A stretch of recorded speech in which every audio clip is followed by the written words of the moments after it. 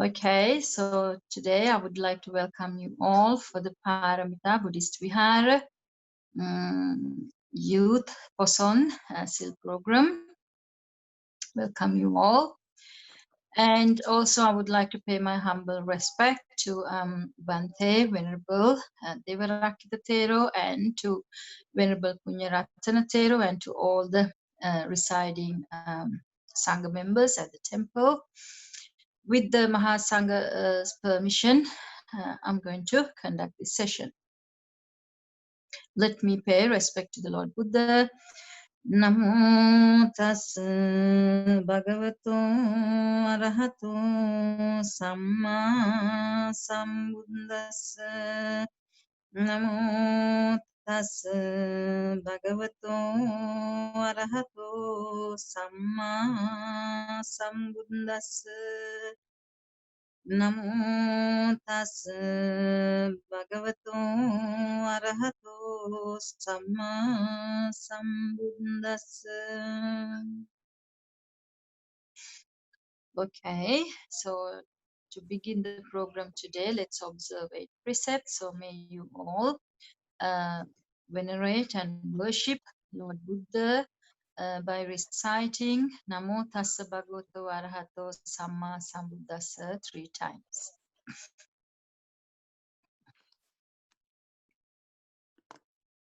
Namo tassa bhagavato arahato samma sambuddhassa.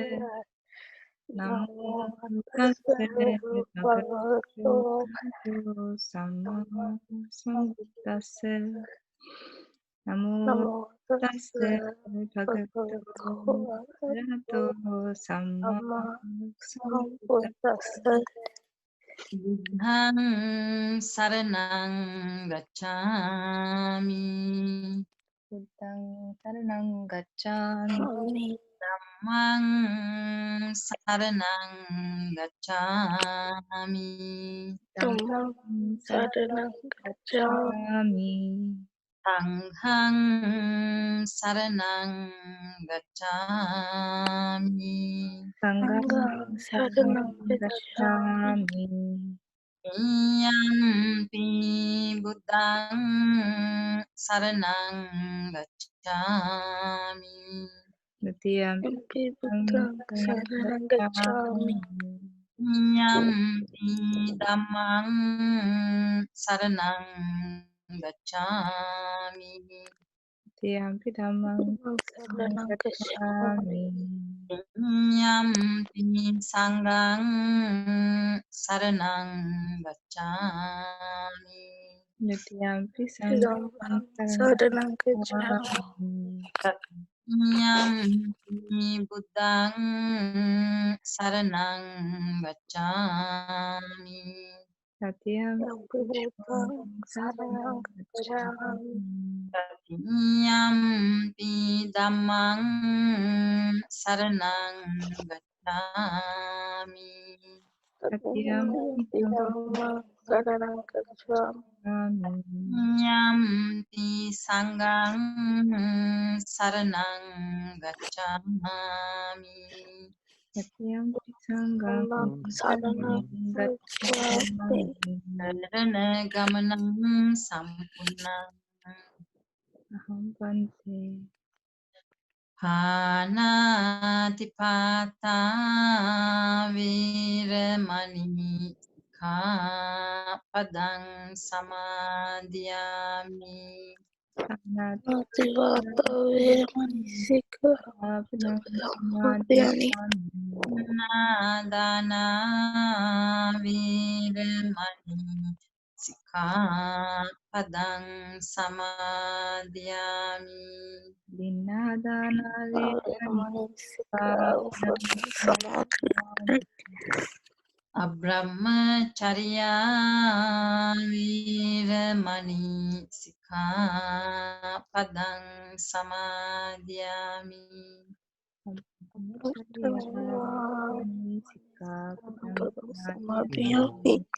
Savada viramani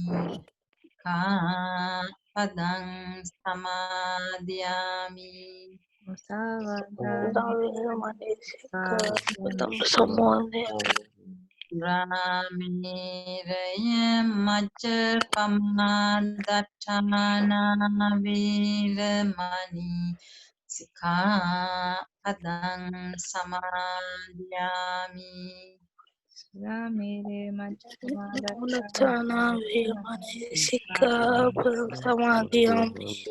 Vikala Bhojana Viramani Padang Samadhyami. Vikala Bhojana Nacha Gita Vadita Sukha Dasana Mala Gandha Vilepana Dharana Mandana Vibhusanatana Viramani Padang Samadhyami.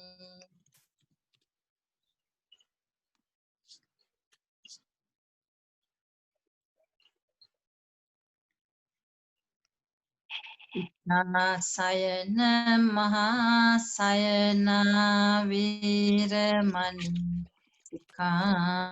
Padang Samadhyami. Sayana Mahasayana Isaranena Sading Atanga Samanagatang Silang Dhammang Sadukang Surakitang Katma Appamabdena Sampamde Abhang. May you all keep the precepts, and by keeping these ethics and morals and managing our behavior with metta will help us to get closer to Nibbana. So may you all keep the precepts and behave in accordance with the Dhamma, purify the mind, and may you all attain Nibbana as soon as possible. May you all be well and happy. With the permission of the Sangha, I'm going to put my beanie on because it's so cold. So, okay, today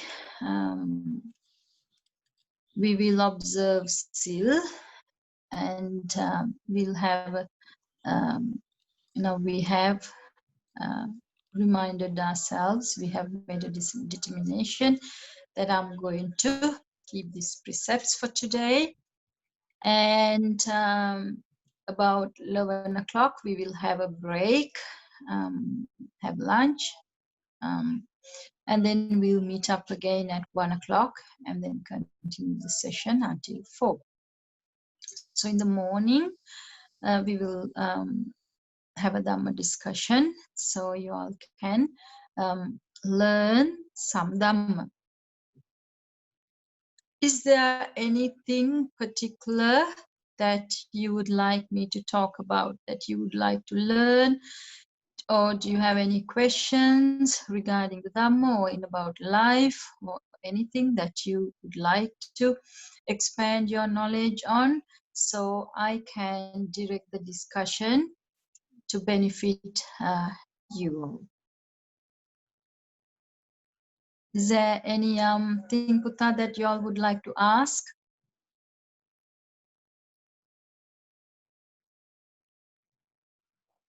If you have any questions, I think that's the best. So I don't just talk about something that I think it's important for you all, but when you ask something, that means it's important for you. So it'll benefit you more if we talk something timely that matters to you all. So please suggest.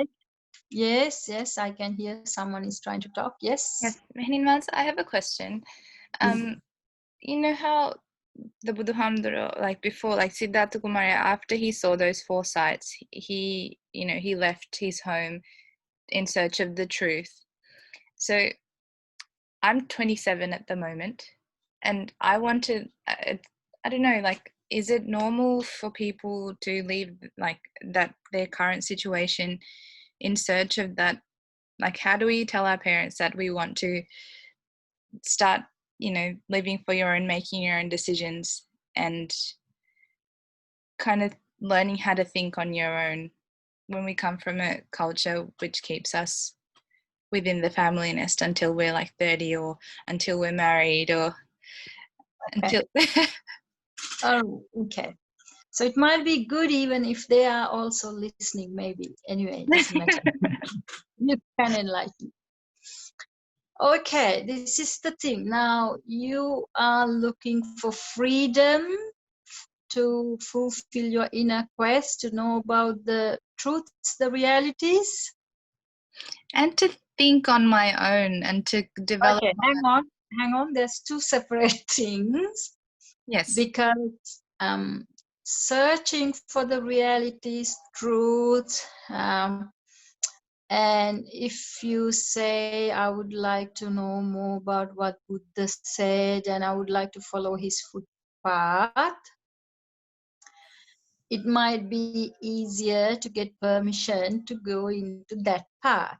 But if you say, I want to think on my own, so it encompasses a vast area where in today's world, the parents are very scared about uh, who the children associate with, what they do on the internet, um, what you know what they're doing, because it's a sea of information there, and you have limitless access to find companions, friends, even who you haven't seen or met in your life, which you don't know anything about. So then what happens? They are really anxious about what their kids, the youth, is doing, because they don't know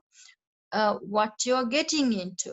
Like, um, so there is good information out there, bad information out there. There's good people there, bad people there, people with good agendas, people with bad agendas. So the parents are very scared to kind of release the kids from the nest, knowing out there it's a very dangerous zone. I can tell you something that's happening right now, because I'm counseling them, and I can discuss it here because I haven't really invited them to join to this group. I don't think I have sent this WhatsApp um, link to join this group. So no one will take this personally. So I can use this as an example to share with you, to know what's happening out there and why parents are so scared. So I have to counsel a mother and a father. They came because their daughter, who is only 17, have got a intervention order against the dad. So the court case was yesterday. The dad has to appear in the courts. Now, why is this? When they are going back, there has been this struggle at home where she was always on the phone, either games or chatting with people. And last year was not doing well at school. And when they went to school, she was not, they dropped them at the school, but not attending the classes. And then so many things were coming out, and then they tried to discipline her. And I asked them specifically, have you all taken any violent measures? They have not hit her or done anything, but there had been this verbal struggle where to keep her on a timetable and to get to do the homework and try to balance the cyber time with the with the day-to-day things to do. And so there is being arguments, heavy arguments. But what has happened, she has produced some fake kind of photos and had shown that the father had been violent and hit her and this, that, and the other. So they didn't know until the police came to their home. And now when they're searching, only now her friends have told her that she has a boyfriend that she has met on the internet. And it has been happening for around 2 years. And she had been associating a lot of friends through the internet. The parents didn't even know about, or they knew nothing. So at the end, somehow, when the mother asked her, why did you put this intervention order against your dad? She has said, oh, it's all my friends. You know, my friends told me to tell the teacher, and it's them who took it up like that.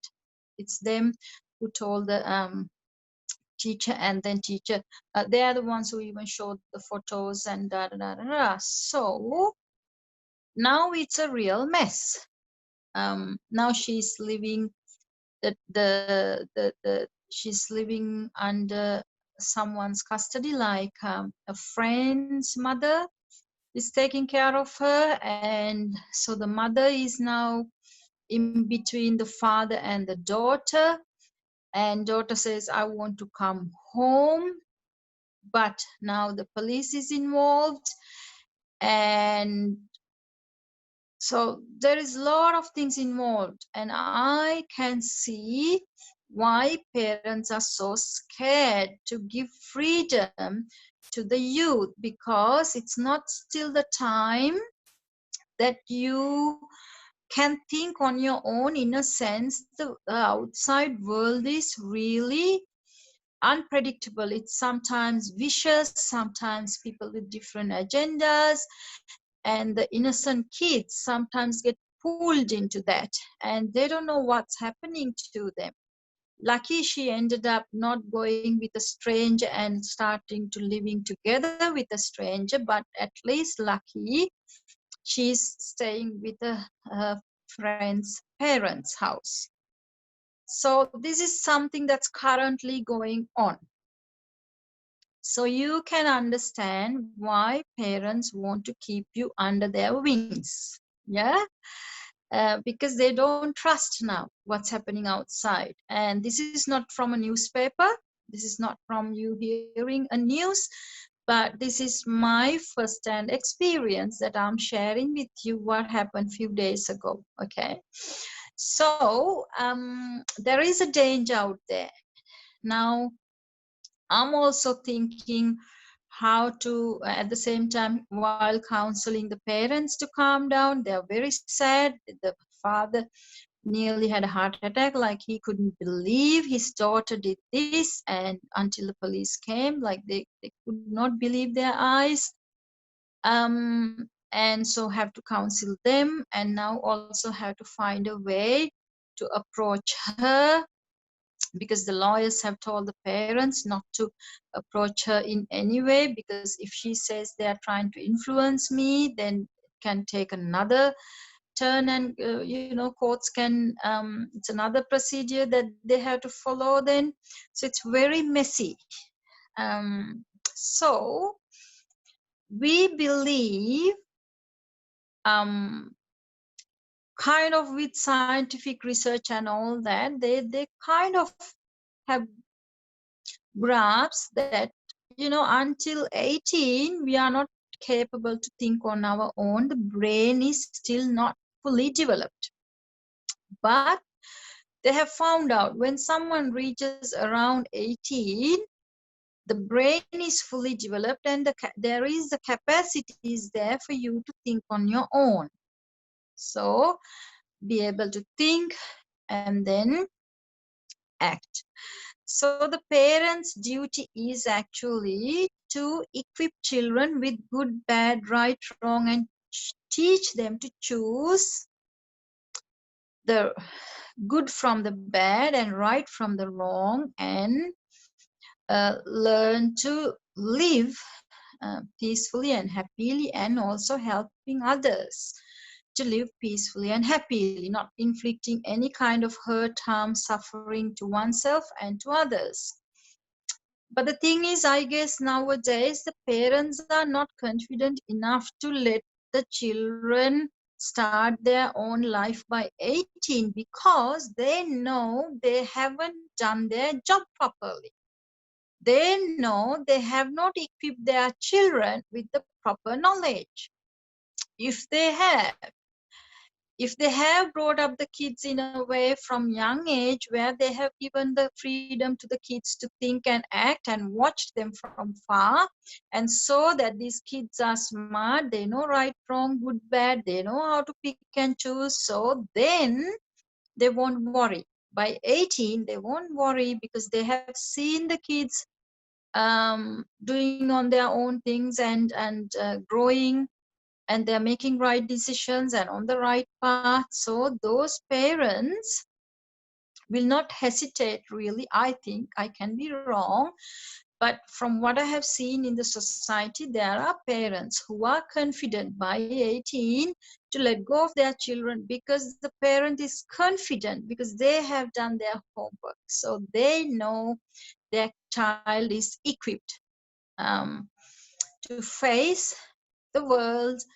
and not to get into trouble in that vicious pool, but they know how to keep their head above. So the problem is now we can't blame the parents because they only have equipped the kids the way they can from what they know from their circumstances. I believe sometimes when both parents starts to go to work, they don't have time much to educate their children, to observe them, to spend time, to teach them all the time, to nail this message of goodness and wisdom into their head. This is what we should do. This is how we should grow. We should grow our humanness first. But you know, instead of giving tuition to the kids to grow the humanness in them, to grow the goodness and wisdom in them, they take kids to tuition to give them singing and dancing and this, that, and the other, which even the bird can do the singing, bird can dance, even the cat and the dog can do that.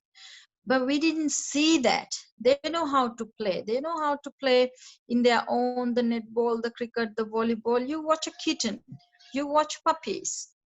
They know how to play. But our parents take our kids for tuition to even to teach them to play, how to sing, how to dance. But in that fashion and show and just doing things so blindly because others were doing, we forgot to teach our kids, we forgot to take them for tuition to learn the power of the mind, the importance of purifying the mind, importance of developing the patience, the unconditional loving kindness, the compassion, the altruistic joy, the equanimity, and developing generosity, developing the truthfulness, developing the letting go, the renouncing, developing the the willpower. Like that, there is this 10 paramis where a human being should focus on to develop. When we develop these 10 paramis, we grow up, we actually develop our mind, and we raise, we ascend to a higher position, or we actually help to raise our consciousness. It raises our humanness from being a low level human being, like behaving and acting like animals, to a real human being.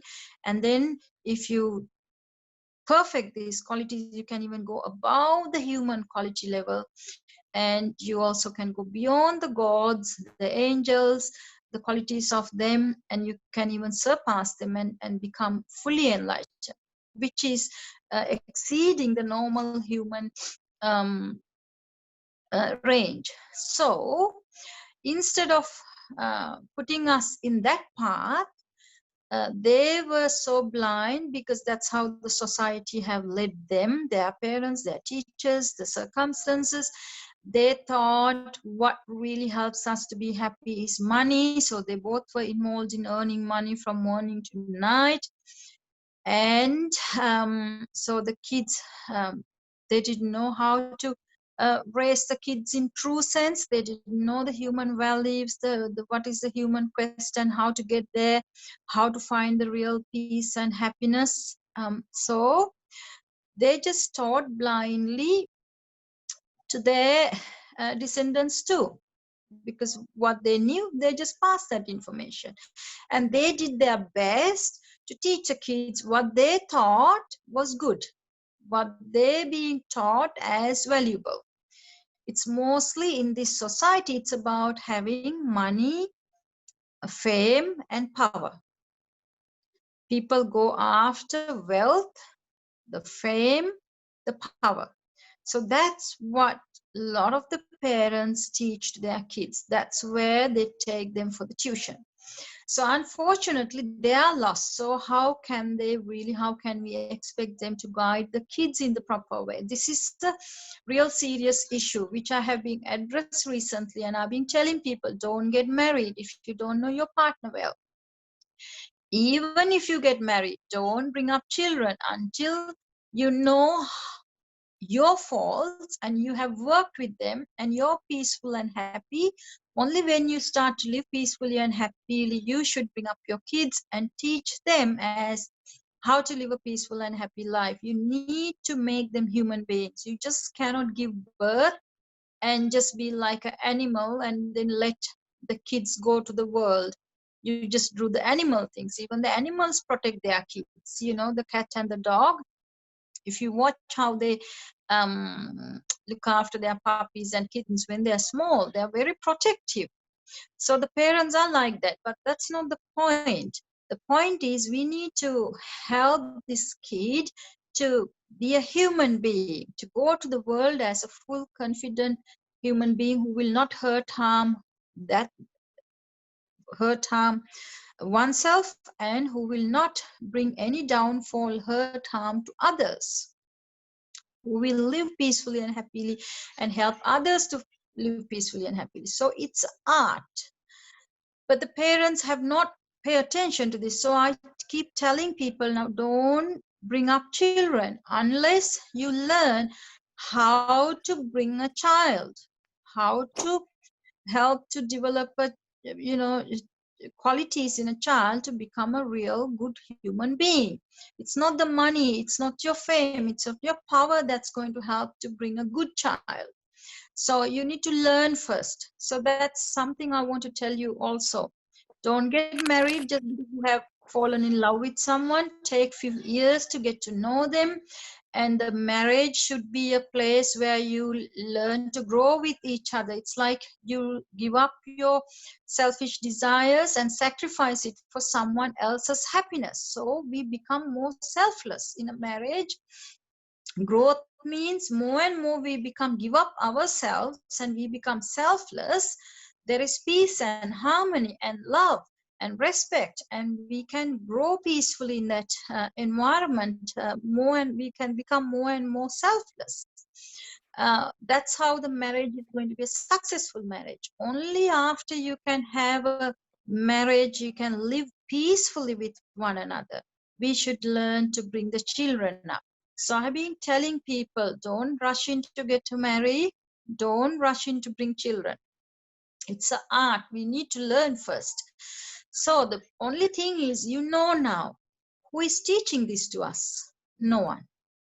So we are all lost. So this is what's happening with today, the younger generation and also the adults. So we can't blame, because the school didn't equip us with this. Those days when we went to Disa, Pamuk, or to our teacher taught us the worldly things as well as this, how to grow spiritually, how to develop our own goodness and wisdom, and how to be a good human being. The education was focused about how to be a good human being, how to make this a better place. But no longer the education has that value. So there's a big problem. The parents didn't teach that because they didn't get it. The kids don't know that. So we all going astray. So we being only taught as just to survive, go after the wealth, the fame, the money, this, that, and the other, and then we all are lost. So the parents know this innately, why they're so scared to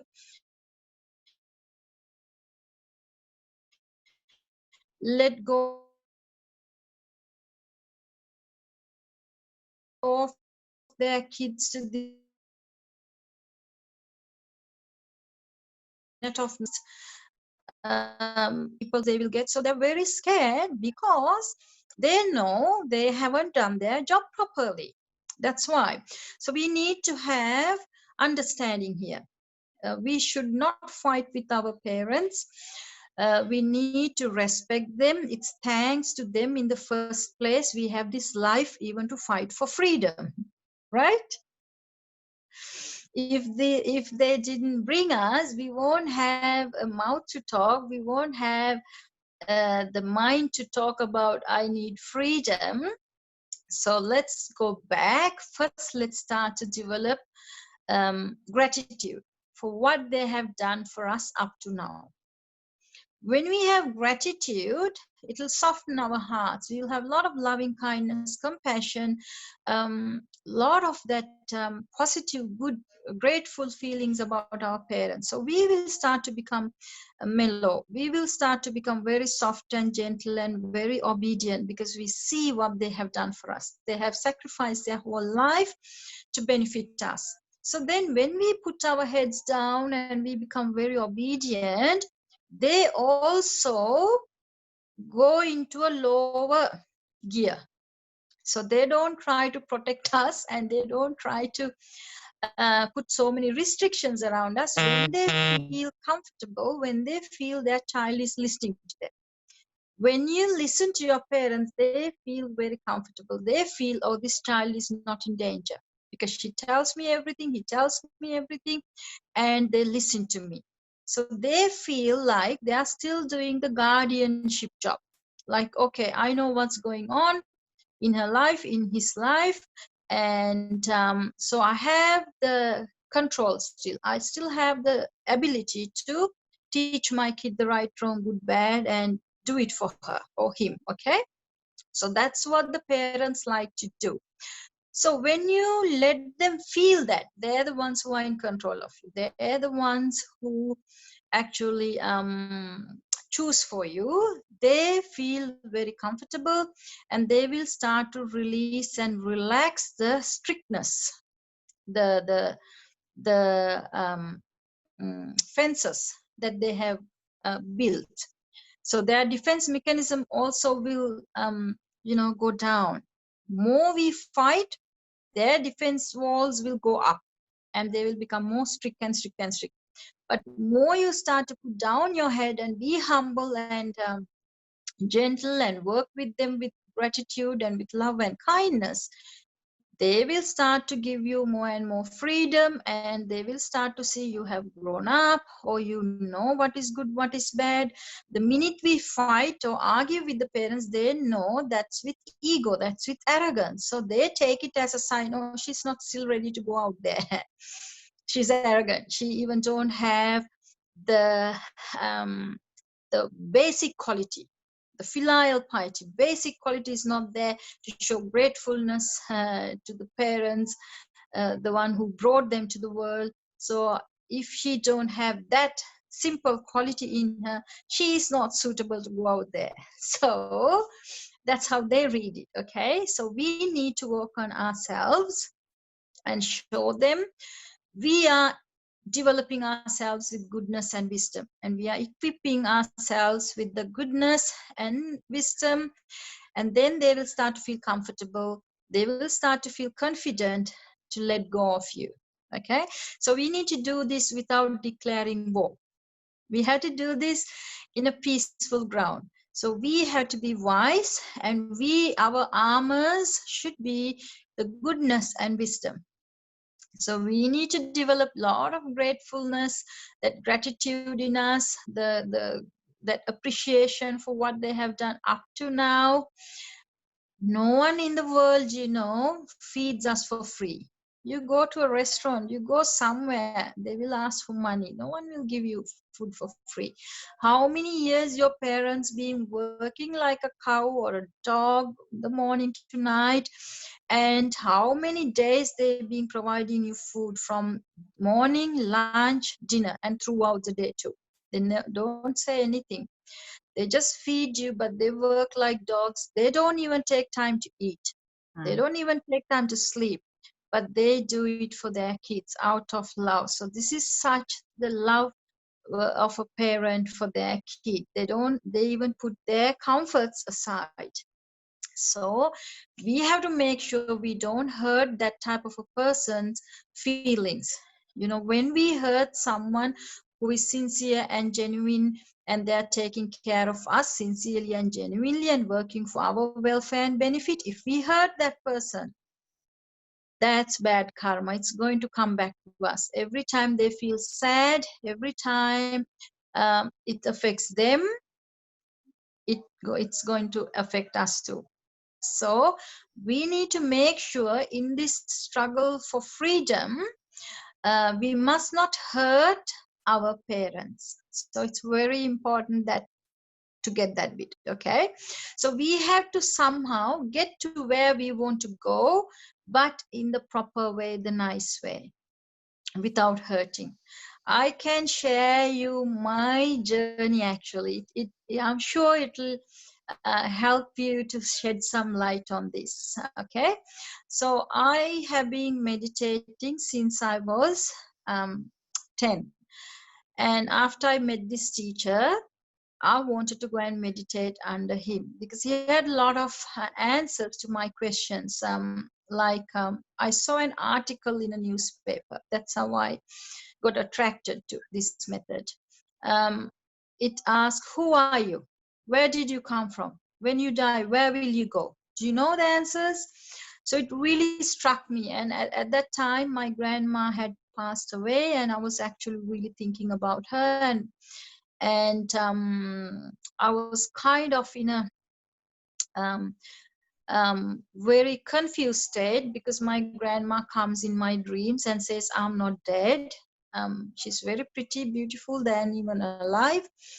And she says, you have anything, any concern, anything you want, let me know. Don't be sad, don't cry, I'm here. So I was very confused. Here we went and buried the body, and here she says, I'm alive and I'm with you, and you just let me know what you want, and you will know I'm with you. So I was in a very thinking kind of a situation about thinking about what happens to you when you die, from where we are born. So when I saw those questions in that newspaper, do you know where you come from? Do you know where you go after you die? Do you know who you are? Do you know what you're supposed to do on earth? And it really struck me.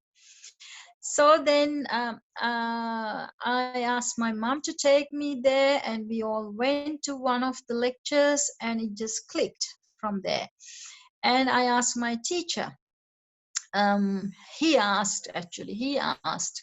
So,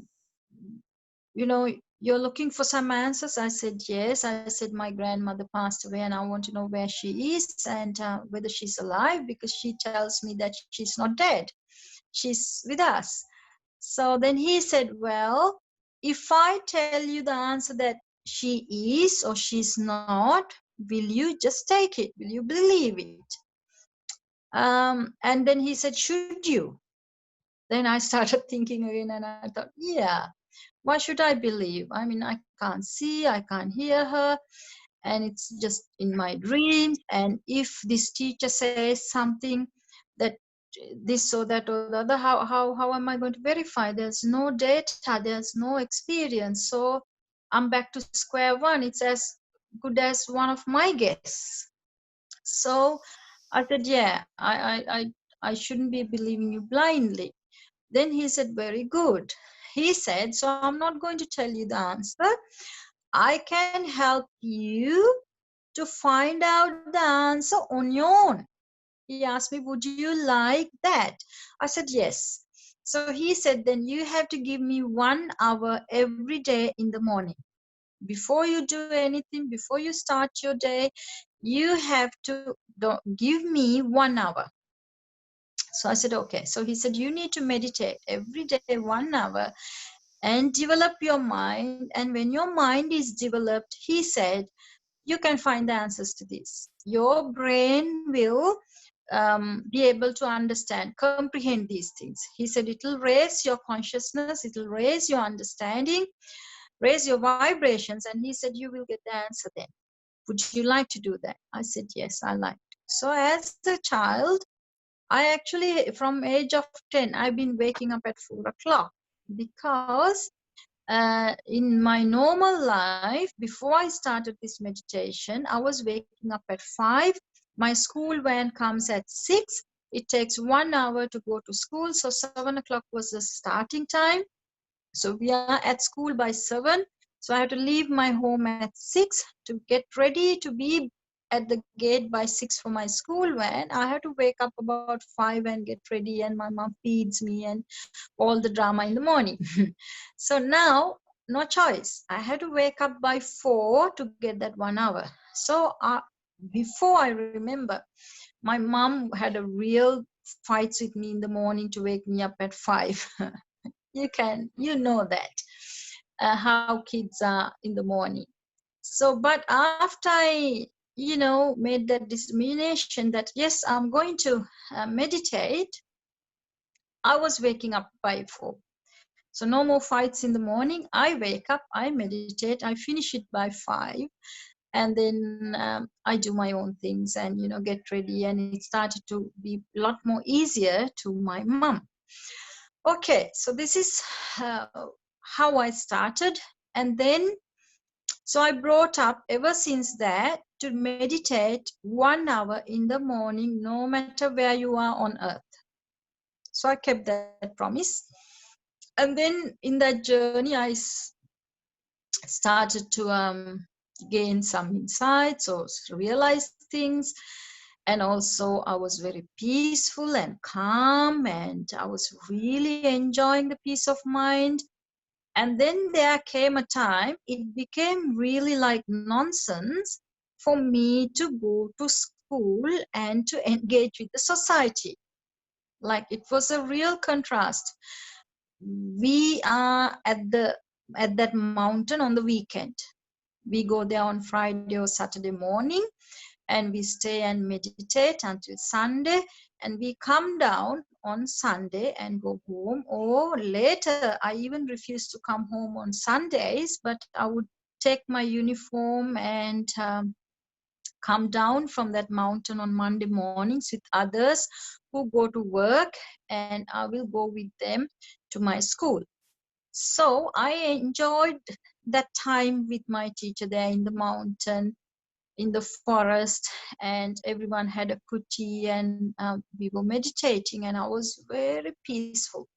So to me, it looks like it doesn't make sense for me to go to the society to study, because I said that is stress. I didn't like exams. I said, I'm happy here. So what's the matter? Why should I go and do things? Because I'm happy now. People do everything to be happy. I said, I don't need anything now, I'm happy. So I refused to kind of go to school. So then my teacher had to intervene and said, no, your parents want you to go, so you have to go. As a kid, you have to fulfill the studies. Your parents, both sides, are very educated. Even at that time, my grandparents had degrees, which is very rare for people to have degrees and masters and PhDs at that time. So my parents are very educated, not just the parents, the grandparents. And we had a library in my home. So you can imagine their level. My teacher said, no, you cannot shame them, because if you don't go to school now, they will say it's a shame for their family. They got a dum-dum.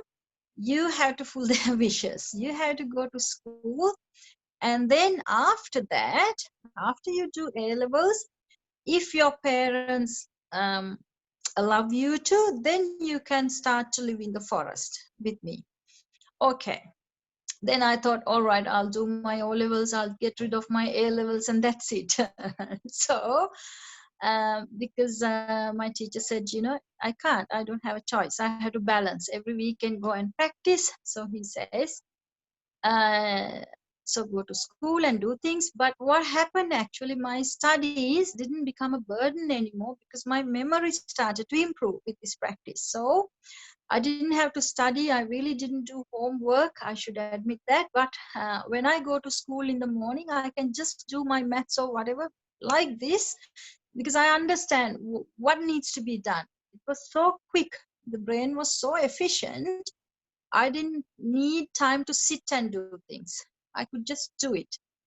And a lot of my papers, I had sometimes even 100% marks and 90s. But I never studied, but I had an exceptional memory.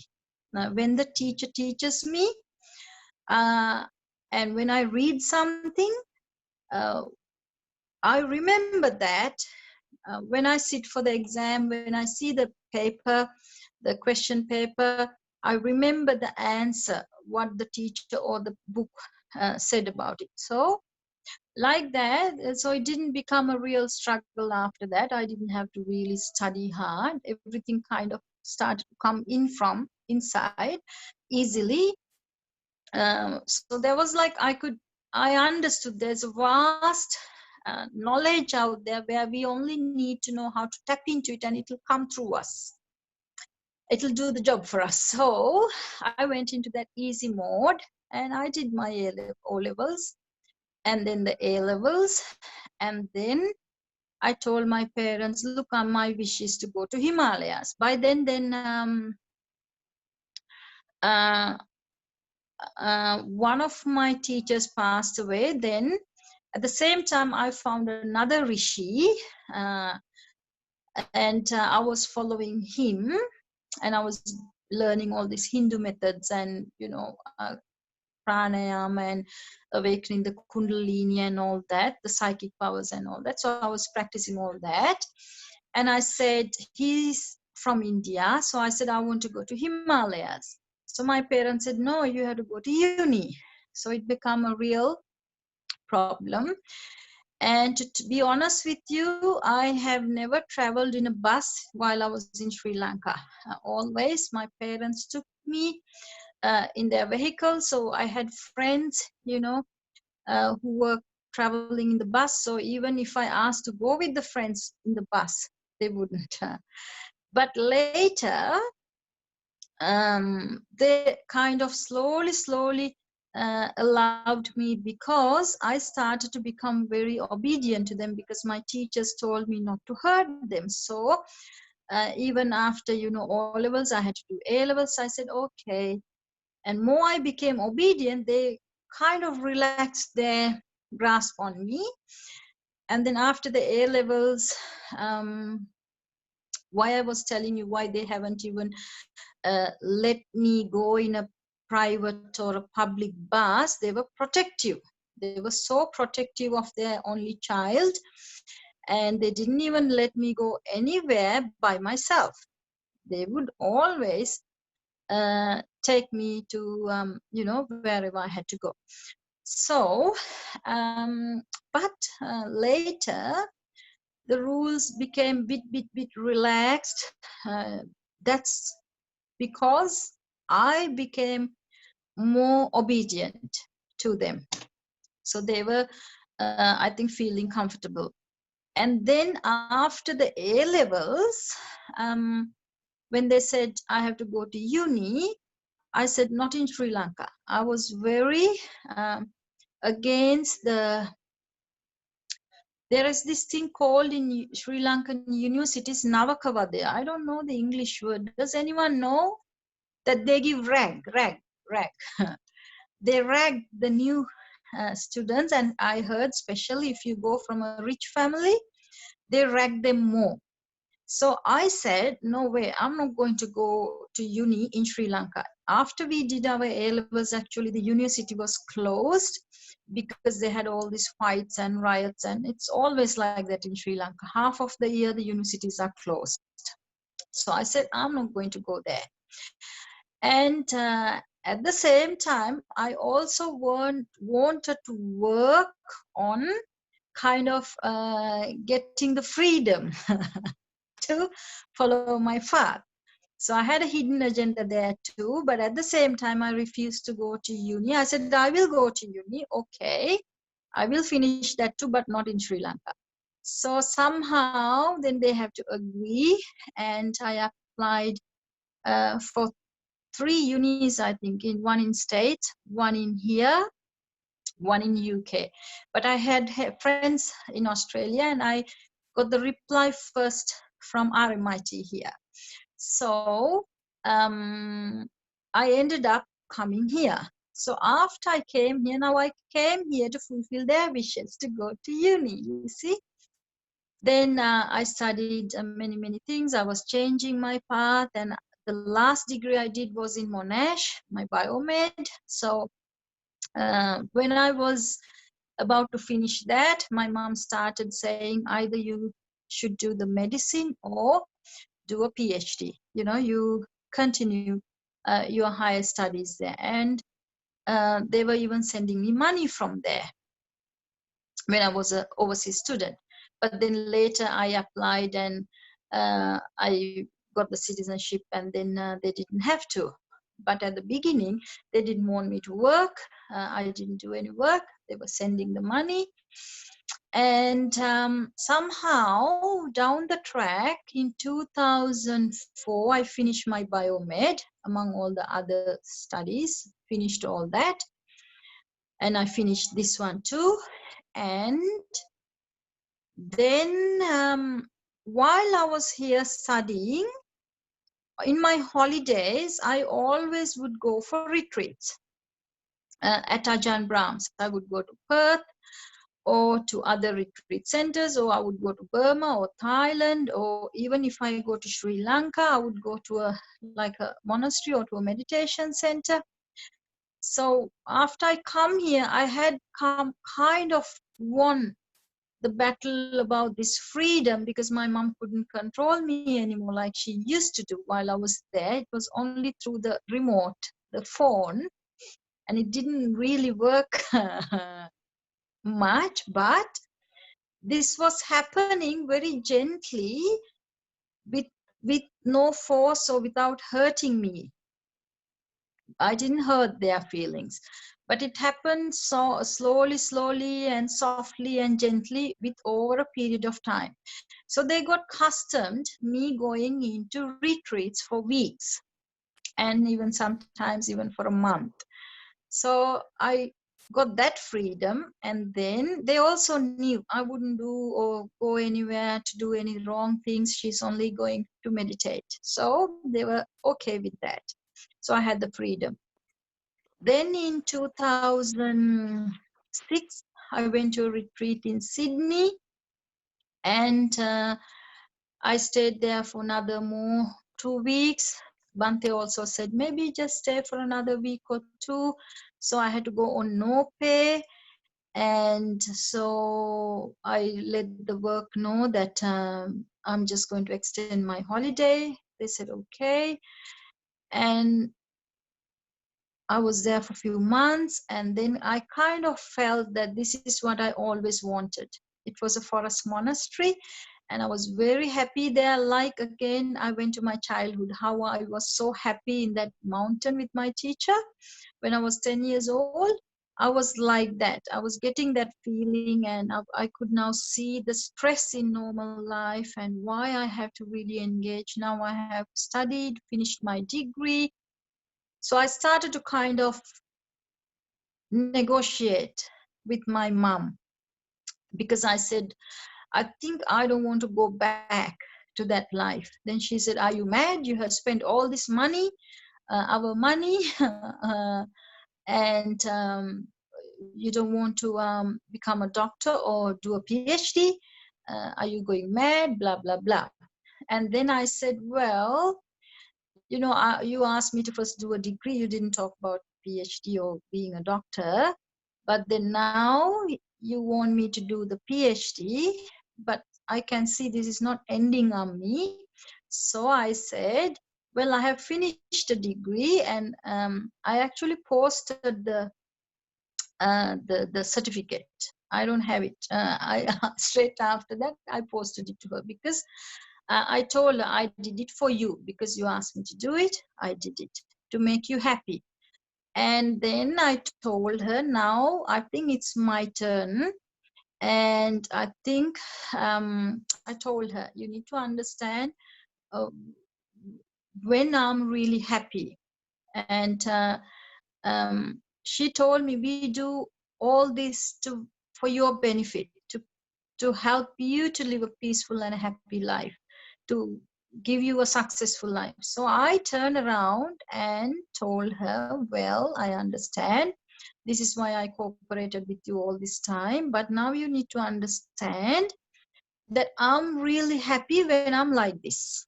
I'm really so peaceful and happy when I'm in the forest and when I'm peaceful like this. And I told her, out there when I'm working, I was studying, working, I told her it's really stress. So I asked her, if I go back to the worldly life, I'm going to be a very stressed, very unhappy being. In this forest, I said, I'm like a child now. I told her, she knows how happy I was. I was a very happy child when I was young and little. No complaints. So I said, I'm like that now, very light, very happy. So I said, which daughter you like to see, a stressed, unhappy one or a really happy one? So she said, of course, we do everything to keep you happy, make you happy. I said, well, then you cannot really argue with my happiness because I know where I'm happy when I do what, when I do this. This is the time that I'm happy. So I said, you cannot argue with me, mom. If you're genuinely looking to see me happy, I said, I'm happy here in this practice.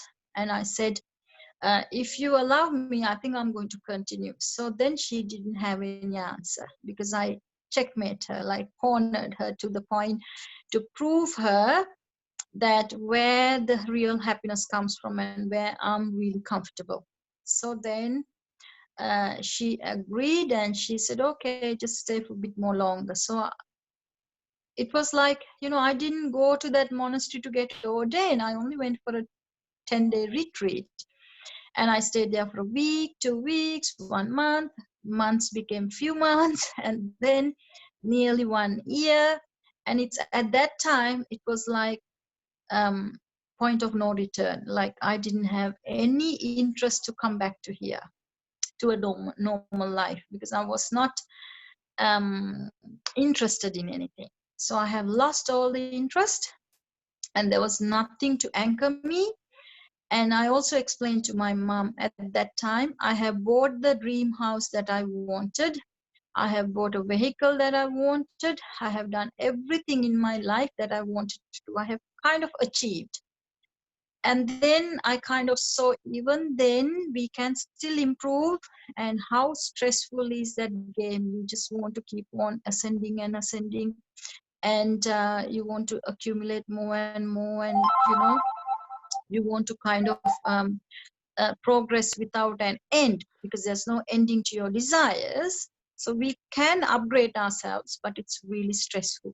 So I told my mom, I'm quite really happy where I am with my achievements, and I'm quite satisfied with all that. And now I really want to focus on having nothing, being so burden free.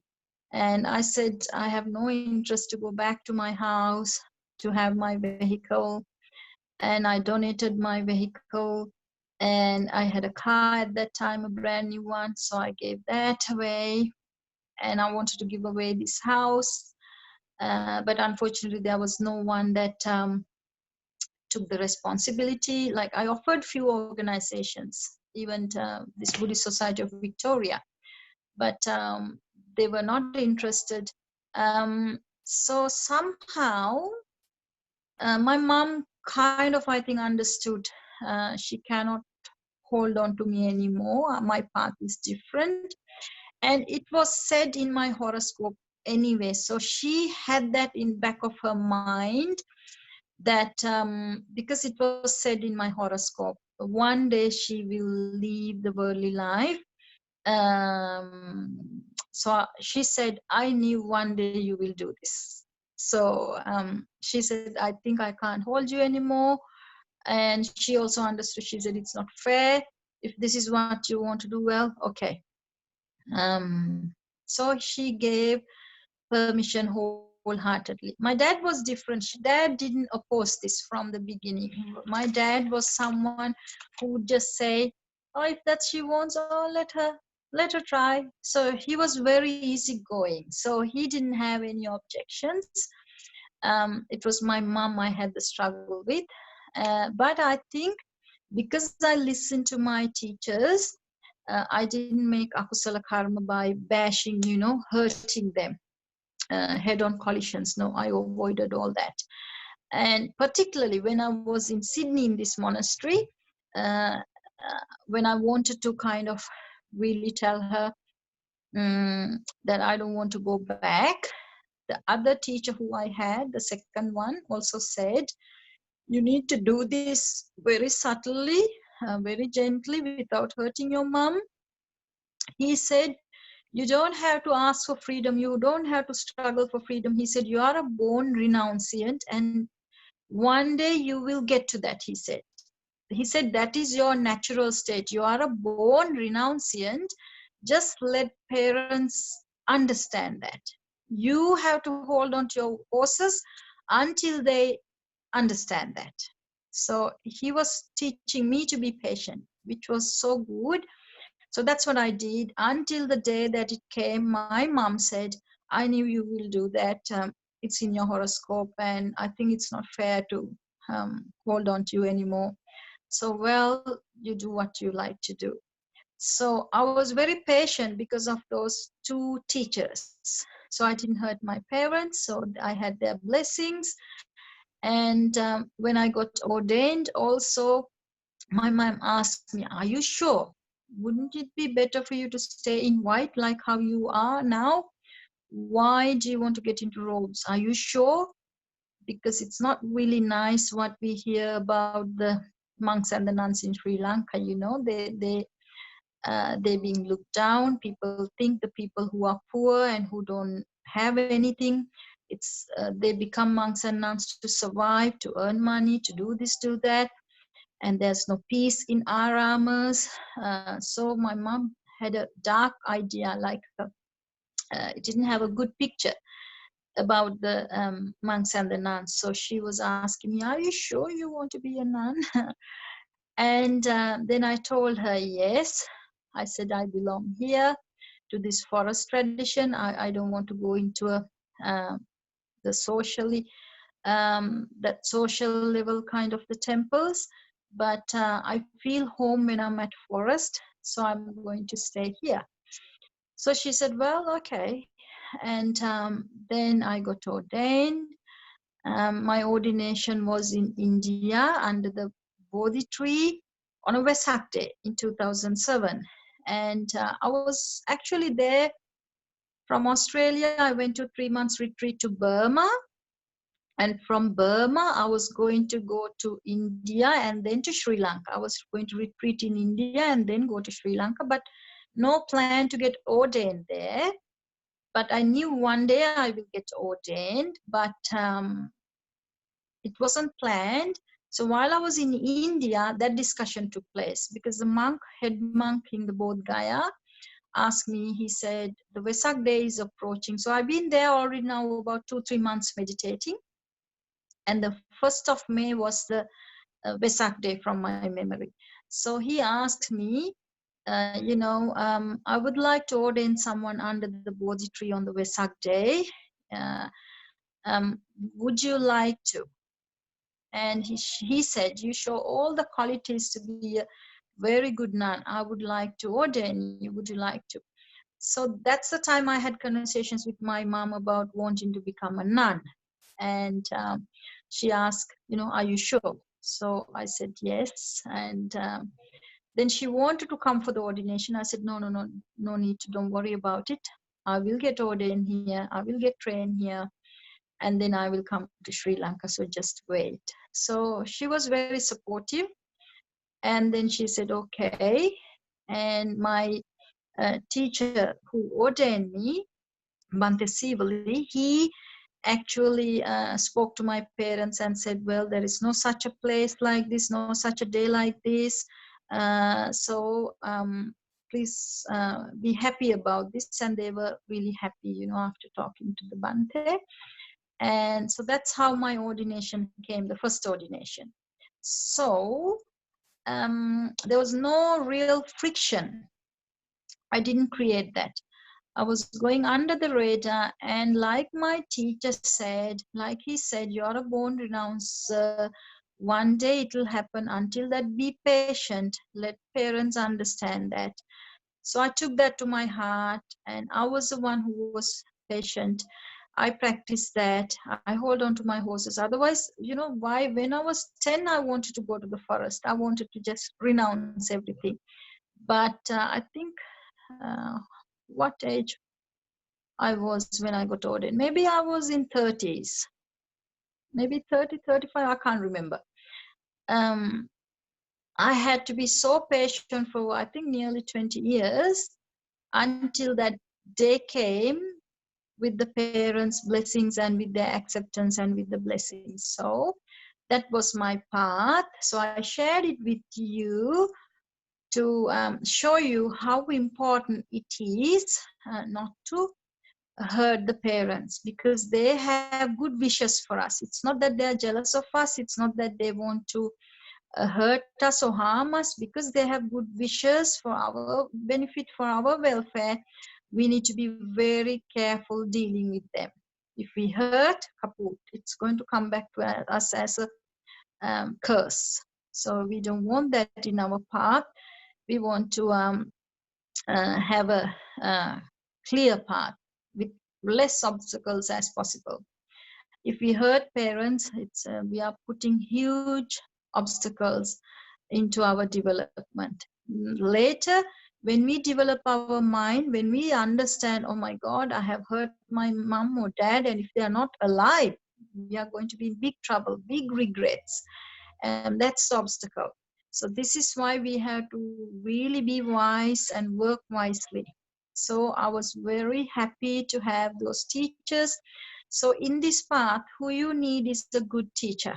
It's a teacher, it's a kalyana mitra who will guide you in the proper way and who will really help you to lessen up your akusala karma and help you, hold your hands for you to go and develop yourself and to find freedom from all kinds of stress. So the first thing I would advise you is not to be just a declare war, to be a free thinker. Find a good teacher and follow those instructions. And with those guidelines, start to think freely and all that. They will make sure you don't come into conflict with your parents, because that's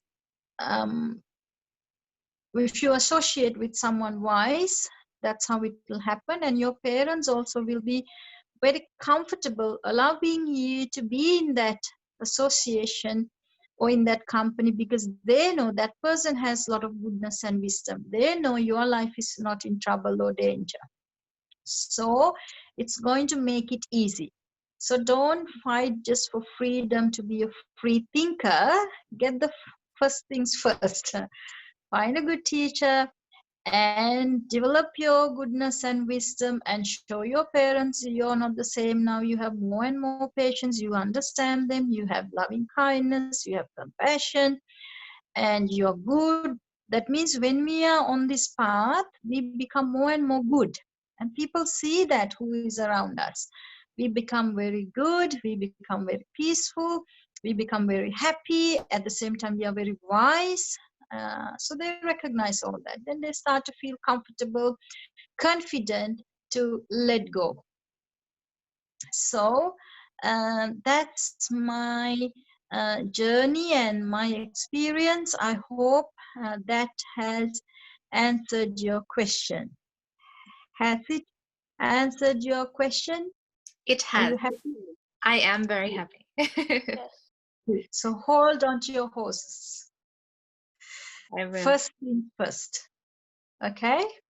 Okay. So actually, we can watch this now. I didn't plan what time we want to do it because the Buddhism, the Buddha is the one who have perfected the goodness and wisdom. So there have been other masters, many teachers, Jesus, Confucius, Taoism, Hippocrates, Plato, Hume, you name it, there have been many philosophers, many teachers, many masters. But among all, they're all good people. A lot of them are good people. They all had developed their goodness and wisdom to certain levels. So who followed them was people who had a developed mind up to that level. So they can see what those people were teaching, and they would uphold that teaching, and they would gather around that person. So these teachers address to those people. But the special thing about Lord Buddha is kind of universal. In a sense, what he taught was after perfecting his goodness and wisdom. So when he talks, when he teaches something, it applies for anyone and everyone who has a brain, who can understand what he's teaching. It will make sense to them. So Buddha is the outmost. He is on the top of the leaders in that ladder. Now, there have been many other teachers also, many other masters also. It's also good for us to know them also, because today there is a lot of conflict, a lot of fights because of these religions, because of the different masters. But if we look into those masters, we can see actually they haven't taught any bad things. It's all good. If we follow all those teachings, we won't have fights among these religions. We won't be fighting. So it's good for you all to open your eyes and have a look around and learn things, but know in the back of your mind, this is my finding, you can do your own research, because we are Buddhists now. We have the inclination, and we are either born or we have the inclination, or somehow we have come to know Lord Buddha. We have the best, so no need for us to change, no need for us to go after anyone, but it's good for you all to know what exists. Okay.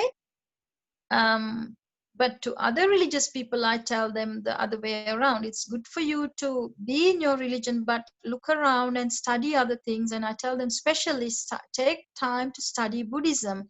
I had the session with the UN group for 4 weeks, and yes, last week also I had a group with it's called the United Peace Federation for Oceania, from my memory.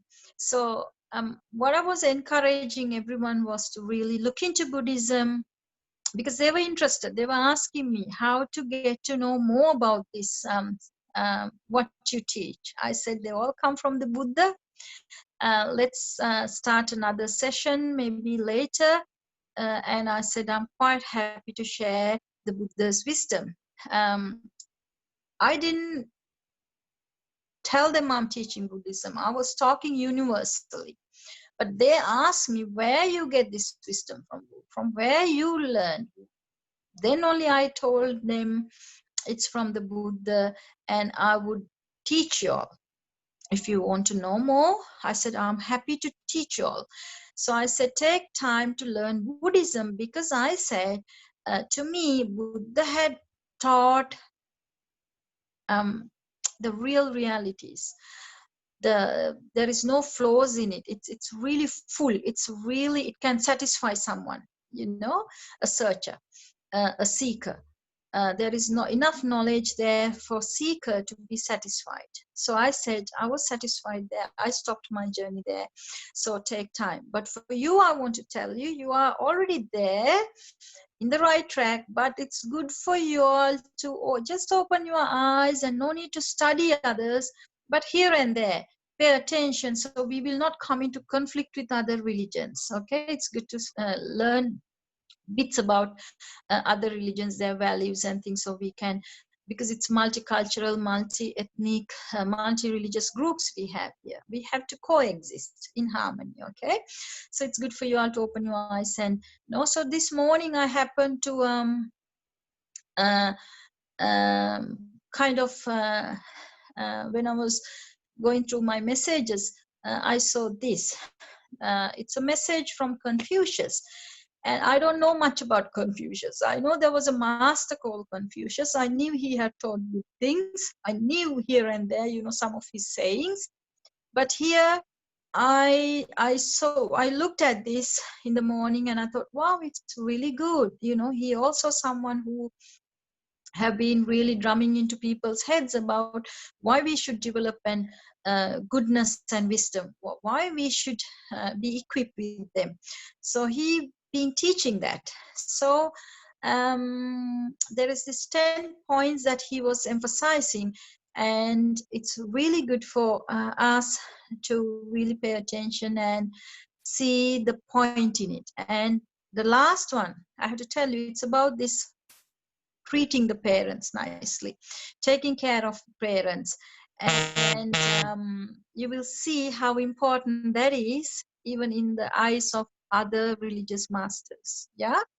So let's have a look at these lessons from the Confucius. I'm sure it will help you.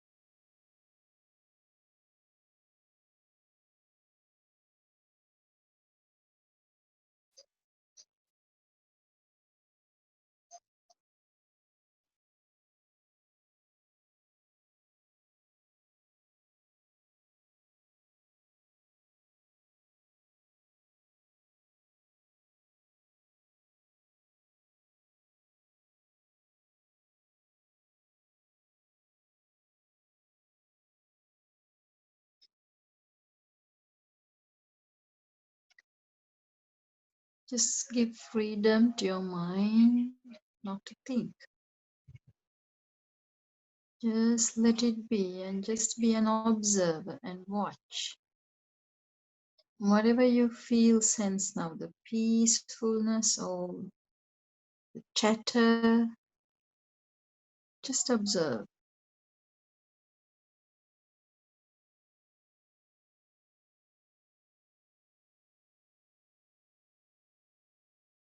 Don't get caught up, but just be an observer.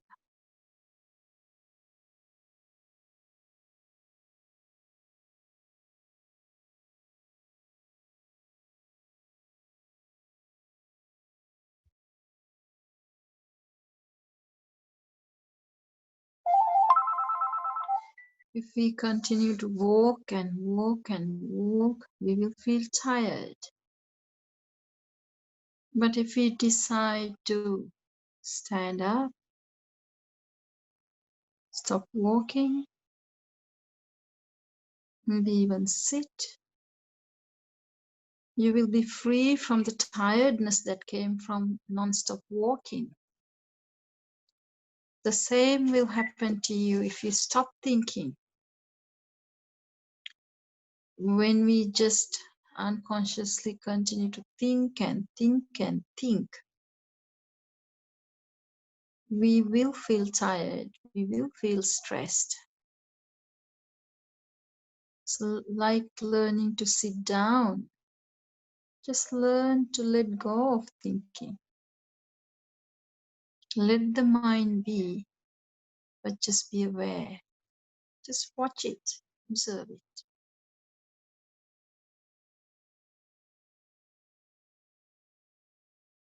You will feel so relaxed the minute you stop walking, the minute you stop chatting. The tiredness, the stress came from that. Will free you from that stress or tiredness. And you'll be so relaxed and comfortable.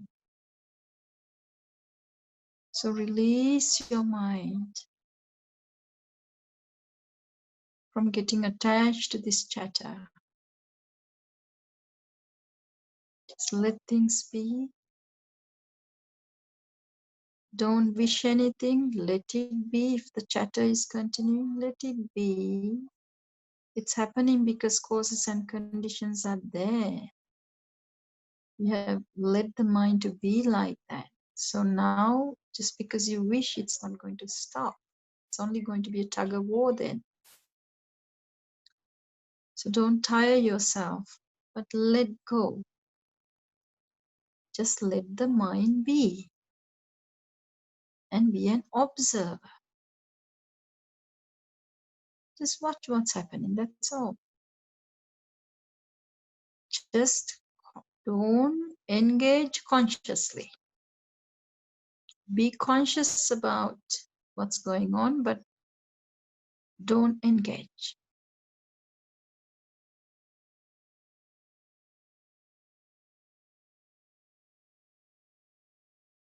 We can watch the traffic on the road by standing on the pavement or sitting on the pavement, but not getting involved like that. Don't get involved into the mind. Step aside, become an observer.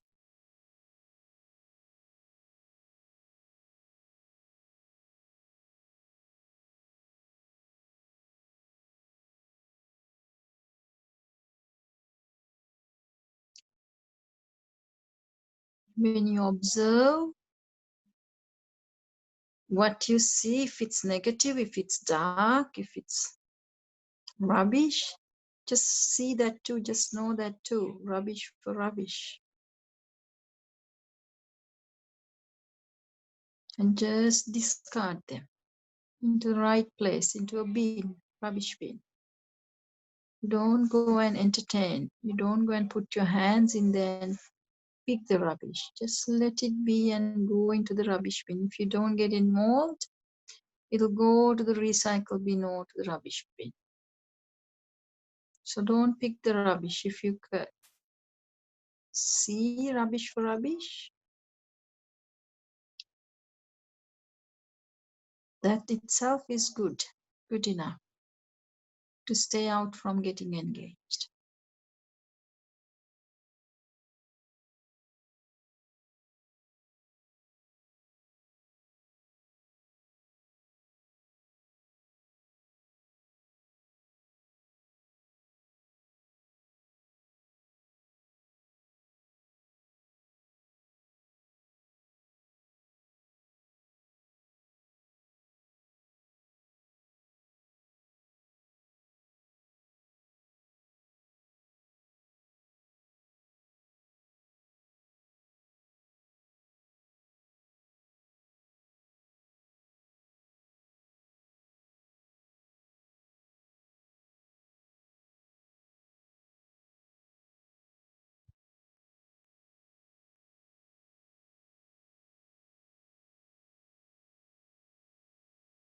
Now let's develop a good thought. Consciously now we are going to think.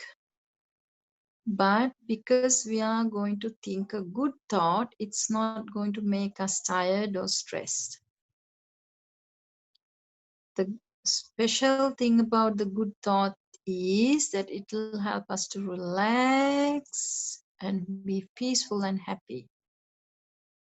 You see, you watch the clip about the lessons from Confucius. I can guarantee you none of you got stressed. After watching it, you may have realized that you feel so light and happy. Why is that? It was all positive, it was all good truths, good things. It agrees with our system. It's all positive. So when you think a positive thing, it releases our stress, it relaxes us, and it helps us to be peaceful and happy. So that's the thing we need to learn in life, to let go of the rubbish thinking, and to choose, think consciously only the good thoughts, only the positive thoughts. I think that was the Confucius' first lesson, to see good in everything. You see? So let's develop a good thought, because we were talking about the parents today. Let's develop gratitude towards the parents. So just visualize your parents. Before you could wish them well, let's start to go back to reflect, to see what they did to us. You have seen other parents who have a newly born child, how they carry them, how they look after them, how they give up their food, sleep, even the work, even the studies for their child. You know how stressful it is to look after a baby. Don't do this, don't do that, come here, don't go here, don't do that, eat this, don't eat that. All the time they're on the go. It's so stressful to look after a baby. You see that. And they did it for a few years for us, like looking after their own eyes. They looked after us so that we will not hurt or harm or damage ourselves, because we didn't know anything about the world. We didn't know what is good, what is bad. So they did it for us. They chose it for us. And they spoon fed us. We didn't know how to eat. Our hands are not even strong enough to hold a spoon and bring the food to our mouth. It was like a worm. But the parents gave their own blood and sweat, and everything they had turned into milk and fed us. So now we are strong. We can fight now.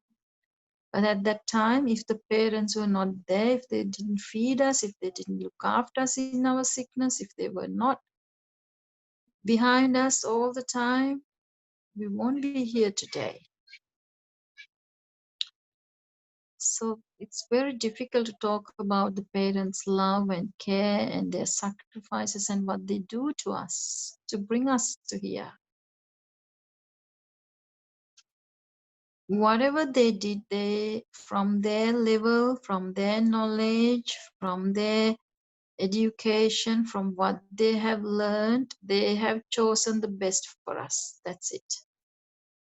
It may not be up to our standards, it may not be up to our wishes, but every parent's wish is to do the best for their child. So they do it from their capacity, the best. It's just a universal truth. No parent wants to put their child down. No parent wants to hurt a child. No parent wants to make a child unhappy or lag behind. Everyone's wish is my child to be on the throne, to be the best, to give the best. So they choose the best food, the best clothes, the best school, everything best. It may come into clashes with our wishes, but they're doing their best from their angle. So let's develop gratitude to these parents. We will not find anyone like our parents in our life. They're so genuine about our welfare, to do good for us. The only people who will not have jealousy about our uh, success. There is the Sangha. Buddha Dhamma Sangha will not be jealous for our development. It's their wish to see everyone develops. Then the second one who is not jealous of our development success is our parents. They want to see the best for their child. It's very difficult to find these characters. So this is why whatever the advice parents give us, they will not lead us astray. They do it for our benefit. Sincerely hoping that it's going to help us. It's going to protect us from danger. Because to them, we are like their eyes. Like someone is protecting their eyes from any danger, the parents protect their children from danger like they do it to their own eyes. And this protection can continue up to 10, 20, 30, 40, sometimes even up to 50, 60, until even you're old. It's not easy for a parent to let go. Because they felt it, they did it, they took you as a part of their life, part of their body, because you were born in their womb, inside the body. So it's like part of me. So they like to control it. They like to still protect them. Sometimes even when you are 50, 60, 70. Because it's another art to let go. It's another art to learn to love someone, protect someone without getting attachment. But we don't know whether the parents get that knowledge or not. But they're doing it with a good heart. If they're attached, it can be a headache to us, but they're doing it with a good heart to protect us from this wilderness. It's a vicious society out there. It's a vicious place. It's a dangerous place. Like the sharks are there. All the dangerous animals are there.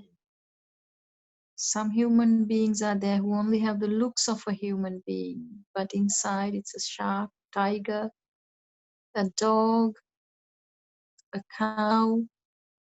They know that from their experience. They're older than us, so they know the society is not a nice place like before. So they're holding on to us more and more tightly, just hoping to protect us.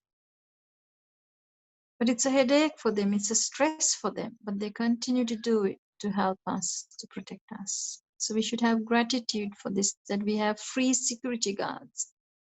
We're being given a guard, a security, 24 hours, non-stop, 365 days in whole life. We don't have to pay. Someone is guarding. And you know that parents' love is such that even after they die, some parents don't leave their children. They who are around them, they protect them. They guard them like guardian angels. Such is their love. Even after death, it doesn't stop.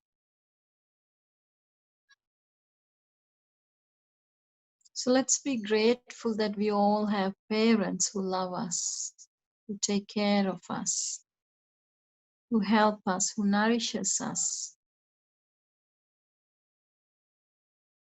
who is there for us. When everyone leaves us, who is there? In all the problems, the troubles we face, people come and go, friends come and go when the times are good. Yes, we have many, many, many people hanging around us, but when time gets tough, who is left with us? Only our parents.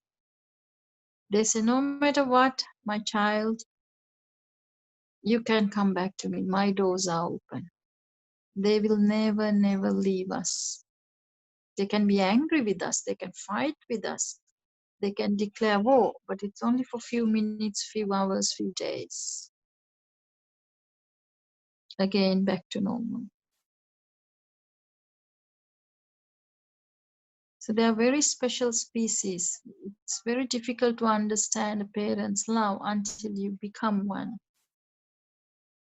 But when you get into their shoes, you will start to feel, you'll be able to recognize the love, the bondage, the attachment, the protection that they try to give us.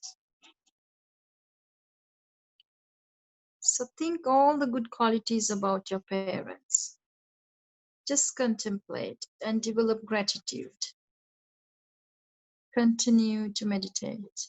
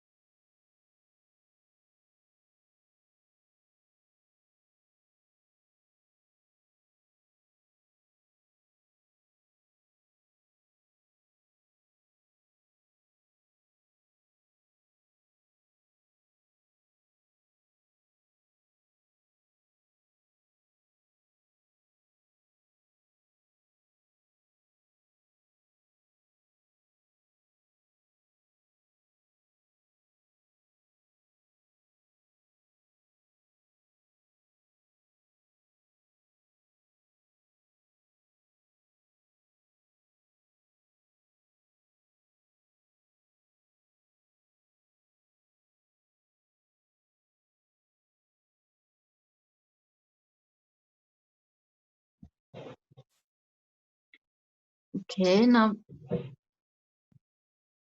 think of all the good qualities that your parents has. Be so happy that you got such parents. In every house, everyone, they go through misunderstandings, conflicts, all this tug of war. But we should be so happy and proud to have our parents. So be grateful that we are not like someone who is in the street, who got no place, who got nothing to eat, who got no parents, but we have our guardian angels. So be happy to have these guardian angels looking after you, protecting you, blessing you all the time, wishing all the time for my child to be successful in everything they do.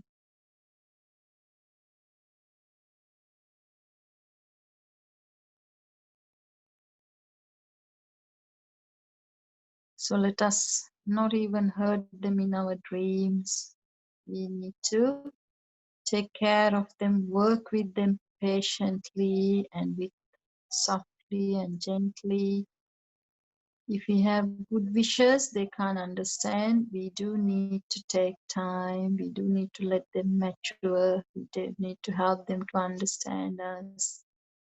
But don't create any tug of war. Don't create any added stress. They are stressful. They have stress trying to look after you. So we should not add any stress. We should be helping them to relieve stress.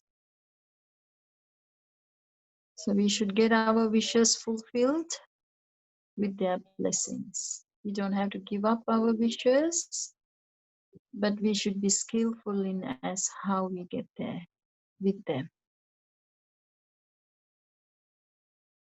Just because we can walk now, we are more taller than them and we are more knowledgeable than them because they choose to send us to the best school, to the best uni. We should not forget. We shouldn't be arrogant. We have to still be so humble and be no one, nothing in front of our parents. They know the best, they did the best. So let's give the credit to them and we become no one in front of them. So no conflicts there when we give the credit to them. It's because of them we can think even freely because they chose to send us to the best schools, to the best unis. It's their genes that we are borrowing.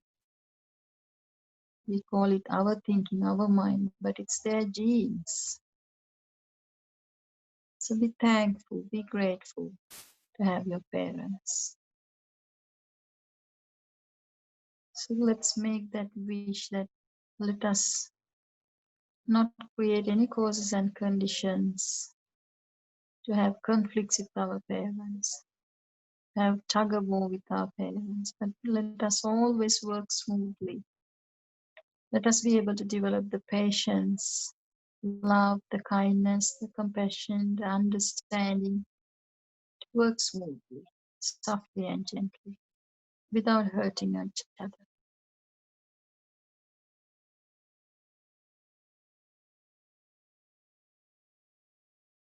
So let's wish may our parents be well, comfortable, peaceful and happy. May these angels on earth be well, comfortable, peaceful and happy. May they find strength and courage to develop their goodness and wisdom so they can be better parents, they can be really good. May they be blessed with strength and courage and support and knowledge to develop their good qualities and wisdom. May they become more and more good and wise. May they be well, comfortable, peaceful and happy. May all the parents in the world be well, comfortable, peaceful, and happy.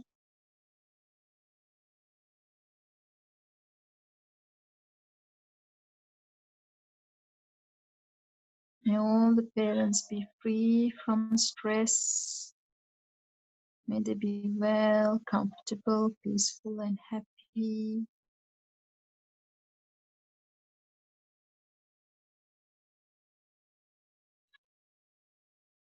May all the children in the world be well, comfortable, peaceful, and happy.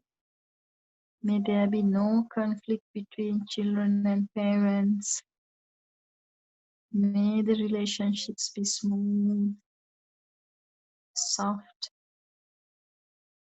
and gentle. And may all the dealings be done with love and kindness, with understanding. May all beings be well, comfortable, peaceful, and happy. May all living beings be well, comfortable, peaceful, and happy.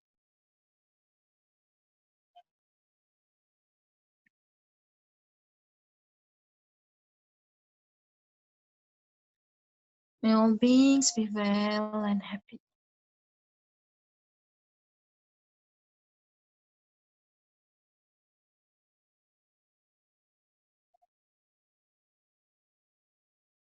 So today, after you finish the meditation, they will invite you for lunch, or give you the lunch.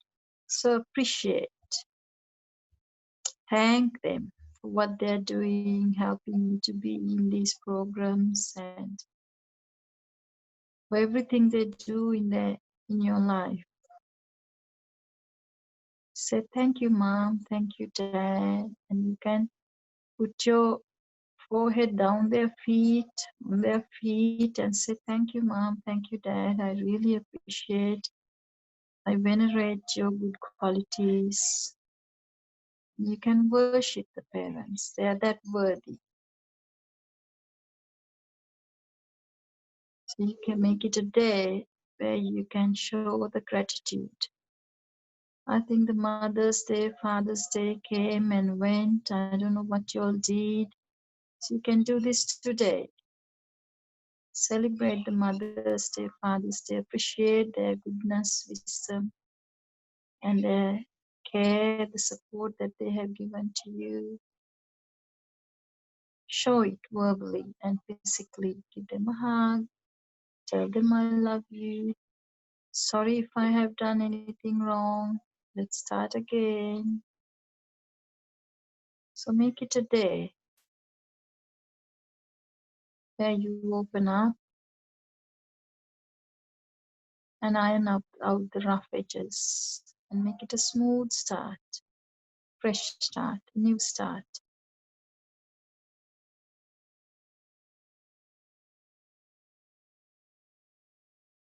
Bring your awareness to the body, to the breath. Sense, feel how you feel. Take a few deep breaths. See how you feel.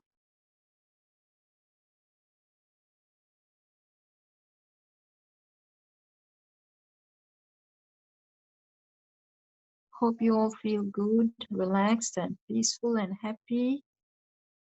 To bring the meditation to an end, you can slowly open your eyes.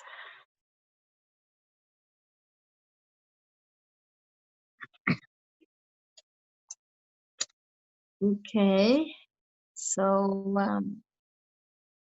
hope you all had a good, peaceful meditation and have a lot of gratitude.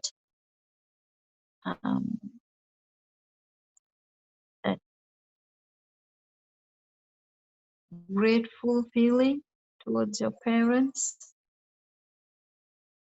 So show that to them today. When you go for lunch, can sincerely appreciate what they've been doing to you up to today and thank them, wish them well, and have your dana, have your lunch, and then you can take a rest. But at 1 o'clock you can come and Ekminiputa can play the positive thinking quotations by Lord Buddha. And by 1:30 I will join, now that it's 11:30, almost 11:40. But 1 o'clock open the Zoom link and play the positive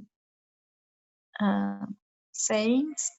So you all can watch it and think about them. And 1:30 I will join. So if you have any questions, you all can ask me then. Okay, so take your lunch with contemplation that you're eating this to get rid of your hunger, not to satisfy the greed or the cravings. So don't pick and choose, just eat what is being offered to you, cooked with a lot of love and kindness. So thank them and develop loving kindness even while you're eating. Make sure you eat consciously, chew the food properly, take time and help the digestion so you can absorb the nutrients and it will help to boost your immune system. We are still living in a time of chaos and danger, so eat properly, put it into practice even today. So you all can eat consciously, and while eating, spread metta, loving kindness to everyone who is involved in giving you that food. And then rest. And then by 1 o'clock, let's start again. But I will join at 1:30. Okay? So may you all be well, comfortable, peaceful, and happy. Sukhi hotu, and I'll see you around 1:30. Take care. Okay.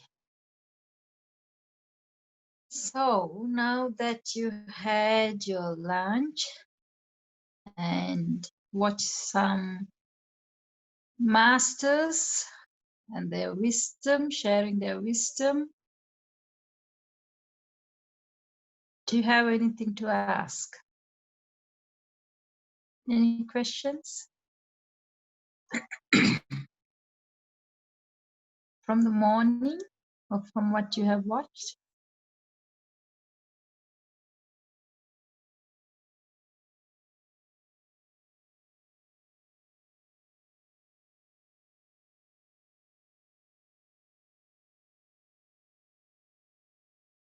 Do you have anything to ask, Buddha? Please feel free. I have another question, Mehanin Mansa. Yeah. So I think this is from one of the parents who called during the week, and she spoke about how as we grow older, we start developing relationships, whether they're friendships or romantic ones, and like any advice as to how we navigate those sort of situations, like in a Buddhist perspective, I guess what she was asking. I think that's how I interpreted it. Like, okay, how do we take measure of a person, and how do we know whether they're people that we want to include in our lives? So who was asking that, a parent or? Well, she said maybe like that could be something that we could discuss, because most of the people listening are quite young and we're still learning how to make these decisions for ourselves. I see. Yeah. So kind of to discuss that. Oh, that was one of the things. The things were the 5 precepts and just how like other ways of implementing those in our day-to-day lives. So you've already taught us, having that discipline, starting the day early and eating at certain times and things like that. But the other precepts as well, I think she was trying to suggest. Okay. So whatever we been talking and discussing, have you been implementing them? Trying to. Because otherwise I'll be talking. If there's no implementation, there's no point teaching you how to choose a boyfriend or a girlfriend, because you won't apply this. Right? So anyway, whatever we learn, if something is good, we should try to implement it. Then only we can benefit from that. Yeah. So when it comes to relationships, how many are online today now? There's 6, including me. So 1 or 2 had left after lunch? I believe so.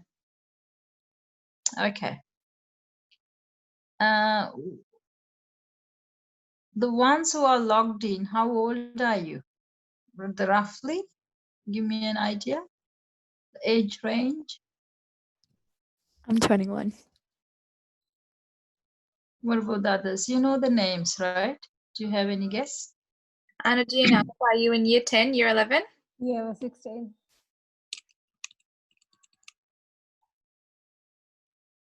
And Sarika as well, are you the same age? Yeah, I'm 15. 15. Okay, so teenagers, yeah? Mainly. Okay, now,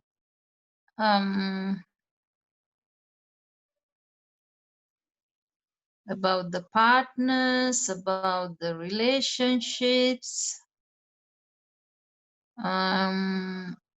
Okay. Or even peers and peer pressure and Yep, okay.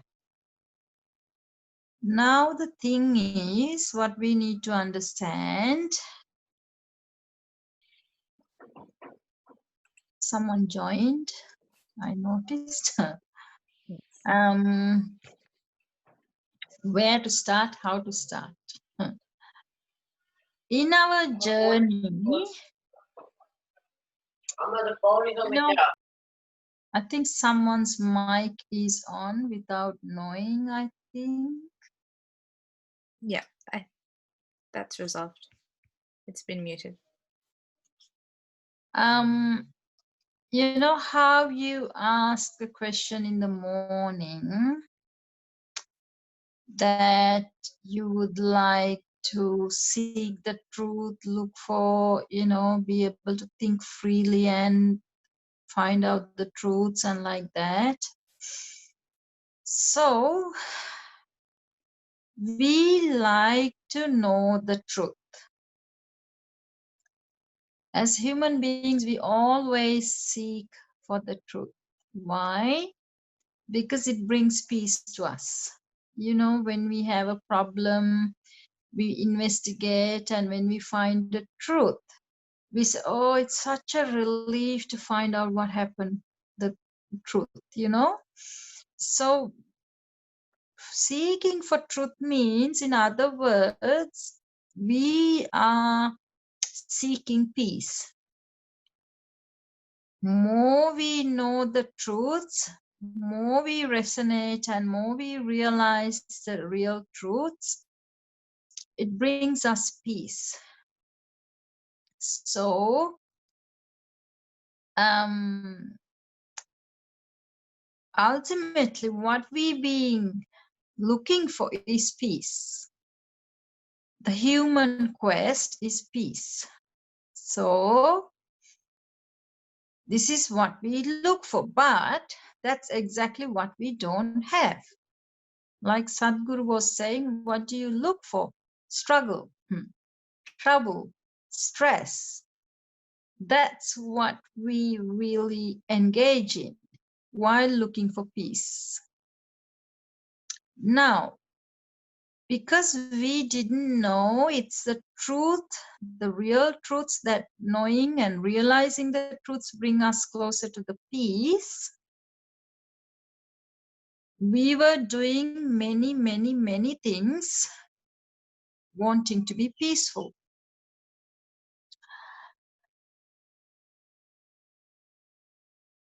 Normally, in this quest for peace, we being misled. So normally, we live our life miserably. We have miserable lives. We are unhappy here, unhappy there. We are sad, we are angry, we are anxious. We have depression, we have stress. We have all kinds of things going on. We live just emotionally. So a lot of the times we lead a very unhappy life. Okay. So in this unhappiness, we try to now again find happiness. Happiness only comes, true happiness comes when you're peaceful. When we are relaxed, we are peaceful, the true happiness springs from inside. Now, because we are so stressed, that means we are so unhappy, we want to find happiness. So in search for happiness, we do a lot of this. We engage in many things. Studying, going to uni, getting degrees, getting good jobs. Then job is not enough. We want to get a higher paid, high ranked job. Then want to marry. So the marriage also comes as a pursuit of this happiness. We do everything to get rid of the unhappiness that we have now and to get this happiness that we are seeking, longing. So this looking for a partner also, you need to understand, it's a way of trying to mask the unhappiness we have, and we are trying to find an outlet to bring some happiness by doing something. So it's just like any other thing you do, you try to engage in a relationship and try to be happy. So we are trying to depend on an external thing and find happiness. When we do this so ignorantly, not we find any new happiness, but we even lose the peace and the happiness we have. Because we are attaching to something outside, external, which is also in the nature of being emotional and changing the mind, and in the nature to get sick and old and die. And anytime they can change their mind and go and be with another person, things like that. So there's no guarantee really they will behave the way we want as we wish all the time. Why after getting married, why the divorce comes even now, even no need to be 2 years of the marriage? Why there is such a high divorce rate? Because we are utterly frustrated that we thought we can find happiness from by being together with this person, but we realize they don't act the way we want. We cannot control them. There's no control over them. They do what they want. And in our pursuit to happiness, what do we get? We end up getting the divorce and such unhappiness. So by going after these outward things and getting attached to the worldly things and trying to find happiness is like you trying to fetch a feather from a turtle. This is what Buddha was showing. Happiness doesn't come from outside things, external things. It's impossible to get happiness from that. Happiness comes from within, and it comes only when you're relaxed, when you're peaceful, and then it springs naturally. Then you're happy. But more we try to find happiness, we chase it from external things, we destroy our relaxing process, we destroy our inner peace. So what happens? We get more and more unhappiness. So when we try to find happiness by pleasing our senses for a voice, for a look, for this lust, it doesn't really bring us the real happiness. It's only just a mirage. It only shows like, oh, I can be happy if I have this. Now that I don't have him or her, I feel unhappy. So to get rid of that unhappiness, I think if I get them, their attention, their love, I'll be happy. But after you get that, also the people who have a boyfriend, who have a partner, who have a wife or a husband, you look into their life, miserable. To me, I haven't met any married couple who is living happily, to be honest with you.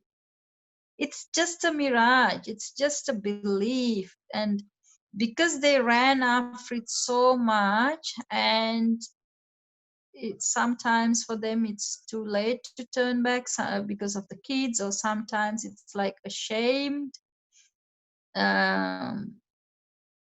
things like that, they don't turn back. But a lot of the people who are in a marriage, is if they can, they will get out of it. But because of the parents or the family background, the shame, the kids, this, that, and the other is holding them together under one house. But today, because I know a lot of people come to me, they live like really nice, loving couples outside, like when they go out. But they are only in their 30s, 40s. They don't even share one bedroom now. A lot of people have their own bedrooms. They're that distant. They live a very separate life. They can't stand each other. After being married for 5, 10 years, 15 years, this is the result. So the reality is they haven't got what they wanted. The promised happiness hasn't been delivered. So first we need to understand, before we even think of engaging into a relationship, just think, what do I want from this? You want to be happy. I want to live happily ever after. But they are only in fairy tales.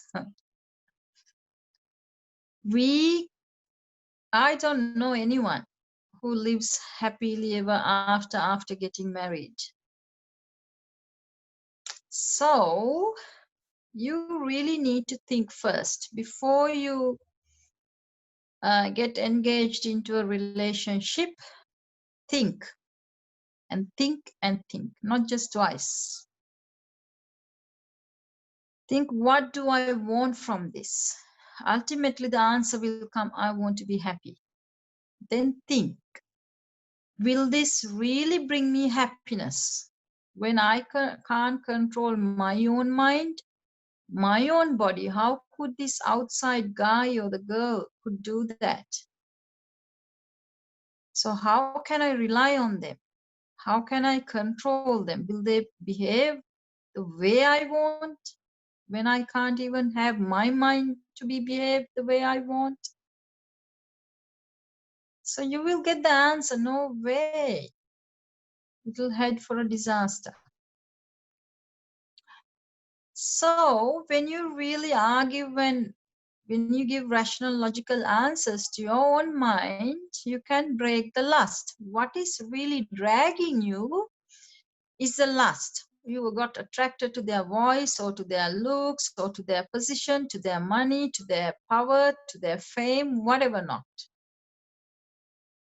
So look into that. It's just an attraction. It won't be there. While we don't have it, we are attracted to it. The minute you have it, you don't care.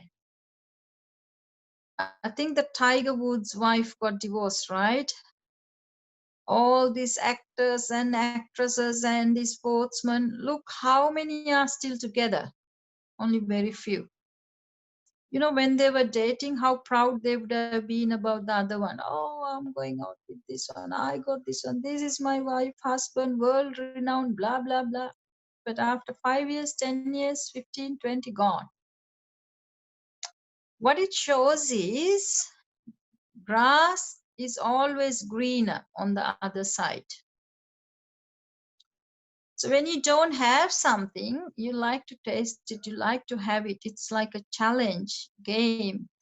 Until you get that, you're not happy now that you have set a challenge. So you go after it, and then until the minute you get it, you're not happy. But after you get that, what happens? You start to lose the interest. That's the next thing that happens. It's bell curve. It goes up. After you get it, it goes down. So you lose interest. It can be the most prettiest, beautiful woman on earth. The Prince Charles, got the most adorable, most lovable, pretty princess called Diana. Men would be just even dreaming to have her. But after a while, Charles loses interest. We know how that story ended up, everyone. So it's like that. So we need to really ask ourselves, what are we looking for? Then you will find, like anything else, the relationship also the same. It's just that our senses got caught up, so we just want to please our senses. So we just want to please the senses. Until we please it, we are unhappy. To get rid of that unhappiness that we already have set now, we just go after this. We feel happy, we get some pleasure, but then after that, game is over. You're not even interested then. You don't even want to know whether they ate or bathed or whether they got things or not, or how they feel. You don't care. So this is not the recipe to find happiness. If you are after happiness, if that's what you want, if that's why you are getting into a relationship, just know, write it down in your diary today, that Mehenin Mahansa said, getting into a relationship will not give you the promising happiness that it is supposed to give. We only get the opposite. If you're looking for happiness, you need to look into the right place as how to get this happiness.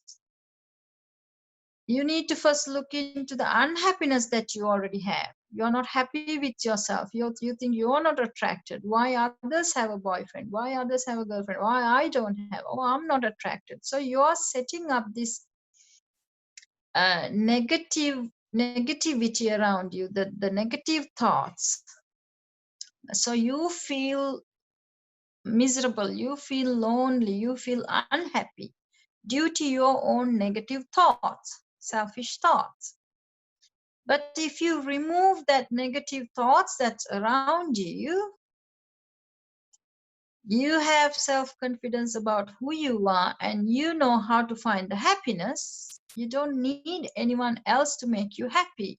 You will find the happiness from within. You can be happy by yourself without relying on anyone else.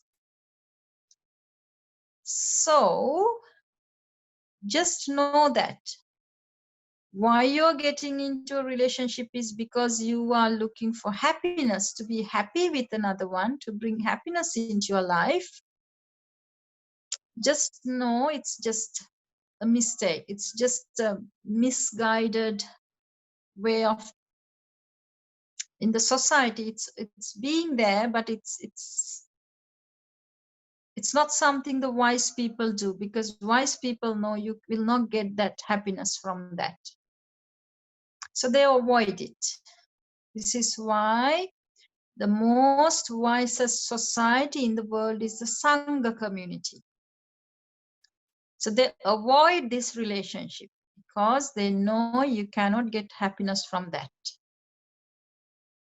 So the wise people avoid this trade. Okay? But if you really want to, you can't control your lust, you can't control your senses, then you should really start to dig into it and really ask questions and teach yourself the reality around this. Do some myth busting and you'll be okay. You'll be able to gain your consciousness and then be able to make good, rational decisions. Because you will come to the answer, no, it's good for me to be the same old me as me.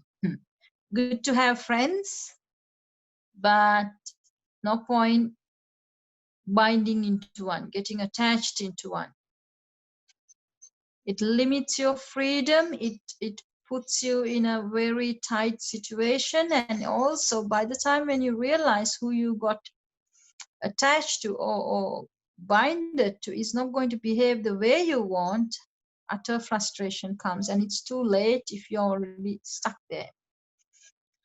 So just talk to yourself and tell the reality around this business. I don't think anyone who has a brain will be interested in getting into any of this close, intimate relationship, because it brings more suffering than the happiness that it promises. Okay? So, but if you're already in a relationship, how to know whether that's a good partner or not? If karmically, if you have such debt to someone, you will get attracted, and you will be really acting very irrationally, logically, not knowing even why you are so attached to. That's because we have a karmic debt to pay. So if that's the case, you should realize that and work on that. But anyway, if we are in a relationship, we should know who is a good partner for us. If you can't see these signs as if he or she is a good person, then that's also a good reason for you to leave, because more you hang around with people who are bad, it will bring you suffering. So to get to know others is not easy. First, it's better for us to know ourselves. We still even don't know about ourselves.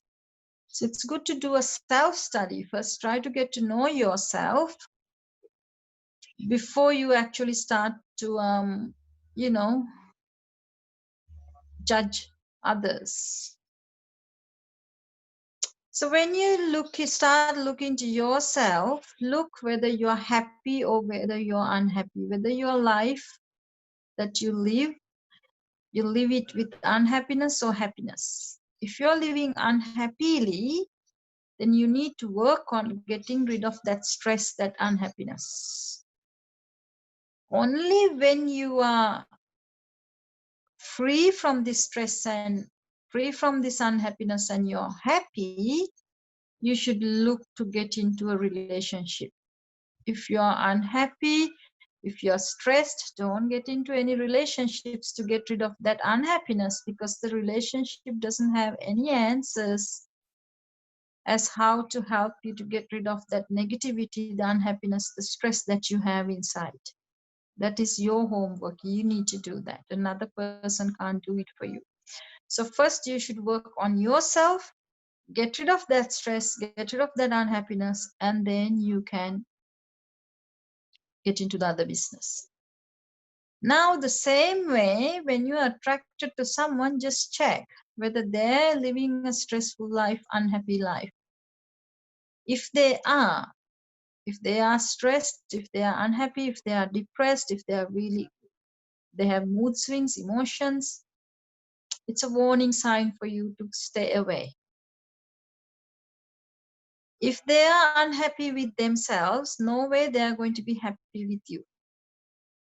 It's only when the hormones are at peak, just to impress you, that they will behave in a certain way, but after a while they will go to their baseline, to their unhappiness, their stress. Then all they will see is the faults and the negative things and everything dark. So it's heading for suffering. You're heading for a lot of suffering.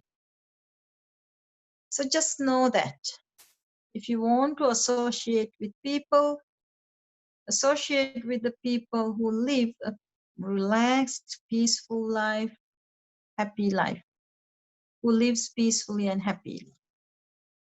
So for you to find one like that, first you must be one. Birds of feathers flock together. If you want to attract peaceful, happy people, first you need to be one of them. Then that energy will attract another peaceful, happy soul. Okay? So, who can live peacefully and happily? My understanding is it's only the good people who can live peacefully and happily. That's why I said we need to find a good one. The goodness is, more we become selfless, we learn to get rid of our selfishness and become more selfless. We have less stress, so we are more relaxed. More relaxed means we are happy. So it's a people with ethics, morals, who think about the others and act with, loving kindness, with compassion, and who develops this generosity, the truthfulness, all kinds of these good qualities. They are the good people. What I mean by goodness is the ones who are developing good qualities and wisdom in them. They can be peaceful and happy. So first you need to develop these qualities so you can then judge from your yardstick. If you don't have that in you, you cannot judge another person. You need to first have that yardstick. You need to have the goodness and wisdom to judge another person with that. You judge people from your own yardstick. You can't judge others from what you don't have. This is why I'm saying it's very important. First, you become that, and then you'll be able to see it in others. So when you look for a partner, please find someone, if you really want to, really, really, really. If you can't stand yourself, you need to amuse yourself, you need some business to suffer, well, go and find one. But at least to minimize that suffering, find someone at least who has developed some goodness and wisdom in them, which will be so rare to find today. Today, people live with all this show. They don't have any weight inside. They don't have any ethics, values, morals, unconditional love, kindness, compassion, nothing. The today's society is just based on ego, the show, the power. It's all this, fragile things. They don't have any meaning. So you need to be very, very careful. You see people with full of covering their face with full of makeup, and they don't leave their hair to be like that, dyeing it from gray to blue, and putting all these nails on top of the nails they have, and spend so much money on this show business. Just know that the truly beautiful people don't need to do all that to attract a good person. So people who try to beautify outside and try to attract people for that, they don't have anything else valuable inside. This is why they just have to, beautify the packaging. So people will look at the package and buy it. They don't know what's inside. So when you're looking for a partner, just, you need to be wise first. You need to be really grounded in goodness. You need to have weight. Then automatically you will be attracted to people in that caliber, in that, same kind of level. So first work on yourself. First, learn what you want, like that Sadhguru was asking. Just first know, what do you want? He really tackled that engineering student so well. He said, if you have everything you wished for, if I give you right now, imagine you have it, everything. What do you want? What do you wish for? If you have everything, that's the thing you need to think. So really, what we really want is to live a peaceful and a happy life. This is why we do everything. So you do need to work on getting there. But more we, get caught up in the wrong ideas, the wrong views, and in the wrong places, it delays. So to me, a relationship is something like that. It will really delay our journey to get into that real peace and happiness, because it's not something that gives that. It's only an obstacle. So my advice for you all is to avoid it, especially when you are young. Your duty right now is to study. So pay attention to that. Do whatever you have to do. Focus on that. Leave the body aside. Leave about the getting people attracted. Leave that after you have finished your uni. Until that, focus on your studies, because you only get this time for you to study. Everyone has given you really a real good kind of a package where the food comes to your table, clothes get washed, everything is done for you. It's only during this time, after you graduate from the uni, after you find a partner, after you go and live on your own, after you get married, after you have children, you will be having to do them, even for the others. No one will cook food for you. Food won't come to your table, just like that. So right now you have the best package. Everything comes to your fingertips. You only have to ask, everything comes to you. So make use of this time to pay attention and do your studies well. Don't think of relationships right now. That is my advice. Because when your attention is divided for something that is really, baseless and worthless, and you're looking for happiness and you don't get that, so it's only the frustration that's going to be left, and it's going to even affect your studies. So first, let's do the things one by one. What is your role right now at this time is for you to study and finish the studies. So do that.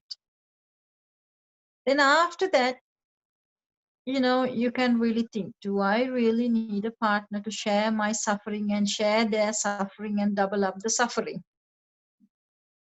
Put both suffering together, divide by 2, anyway, you're going to double up. But if I'm interested to get rid of my own suffering and I'm looking for happiness, then you can turn to me or to the Dhamma side to find the real happiness. That comes with no strings attached. You can be so free, do your own thing, and find the happiness. That you can even do even from now, because more you practice, more you purify your mind, more you try to understand yourself, more you develop your goodness, more happy you will become. More sharp you will become. More sharp your faculties will be, your intelligence. You will start to become wise. You will improve your memory. So you can start this journey even now. There's no harm, because it will only help you in your studies. Not like a partner. This is not a distraction. This is not going to disturb you. So you can choose to embark on partnering with your spiritual life. Then develop that part, at the same time study. Then after that, after you finish your uni, think about, if you really want to find someone else, if you really want to.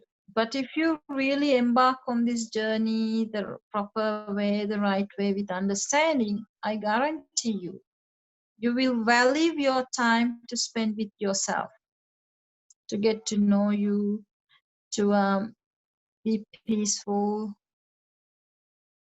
to enjoy this relaxed feeling, to be free, to be happy. And you won't really miss anything, because you're full of energies. Your energies are so full, you're so energetic, you're so happy on your own, and you're available for anyone and everyone for anything. You will enjoy your life more if you really learn how to empower yourself from within, how to develop your spiritual side. You don't need any other thing, not even wealth, not even fame, not even power, not even a partner.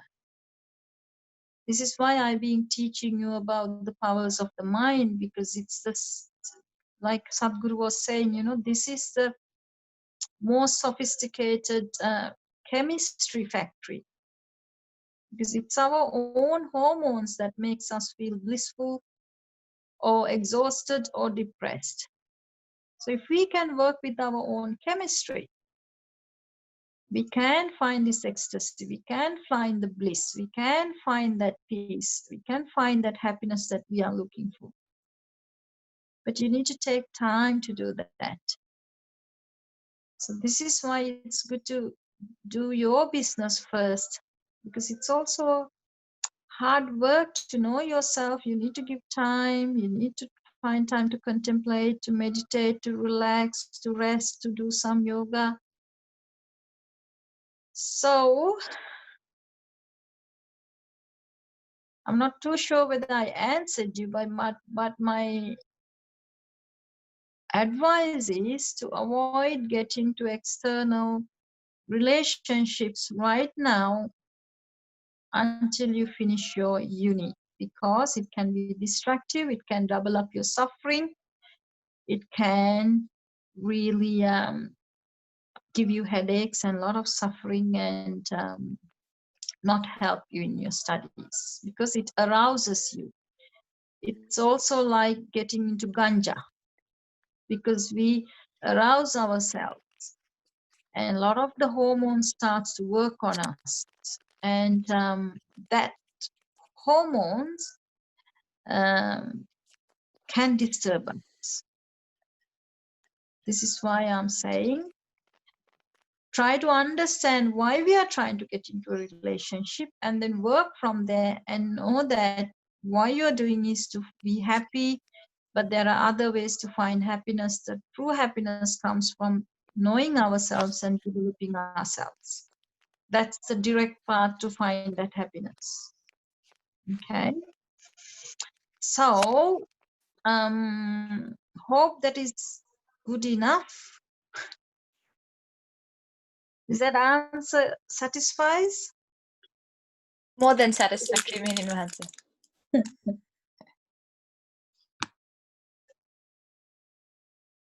Do you all agree though? Can you stay without a partner? Can you stay without asking for extra trouble? I Can you don't stay know. away? Can you stay away from without asking for extra trouble? I guess that's pretty similar to your challenge with your mother, like trying to convince the adults in your life. That is not a big deal. No? If I, you can. Yeah? Just being skillful. So, if it's the parents who are pushing for that, you just need to ask them, look into their eyes straight and ask, are you happy, mom, that you're married?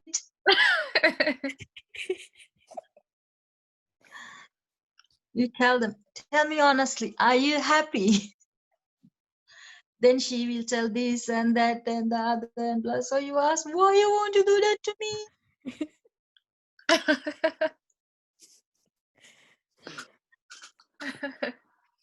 Why they're trying to do is, I told you, it is a gene. They're going on this protective thing, you know, they try to secure you, they try to protect you by holding on to you so tightly.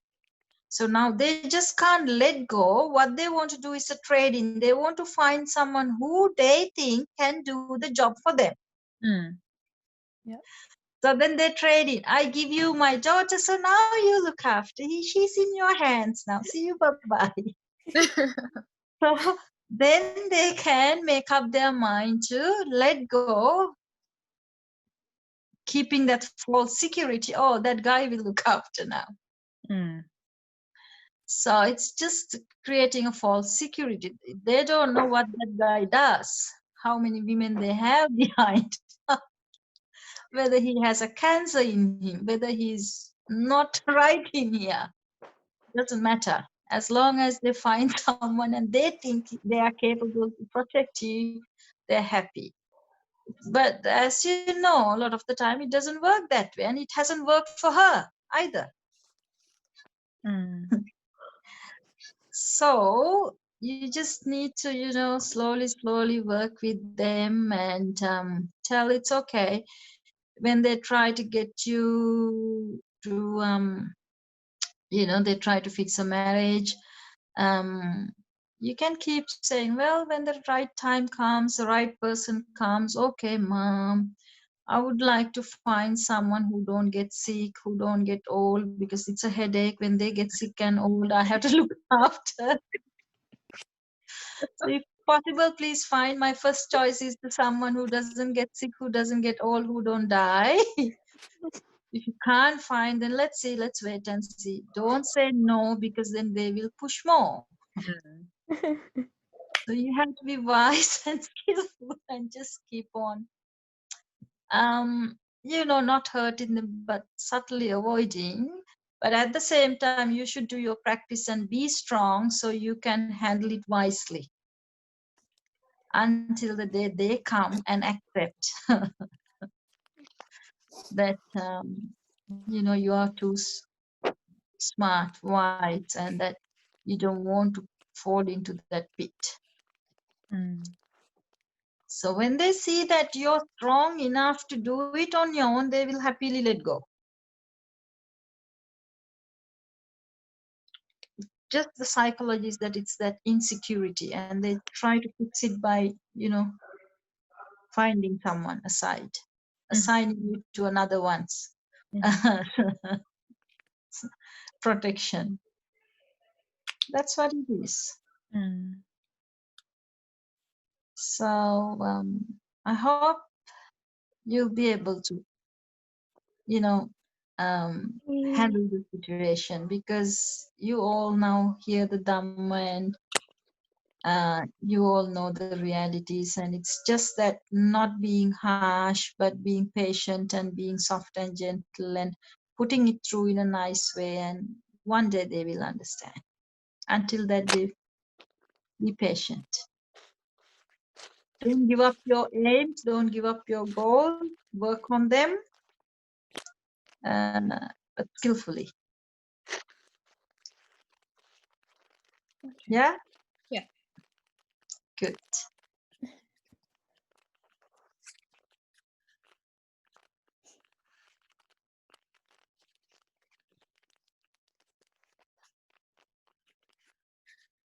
With the goals and aims, though, if Mhm.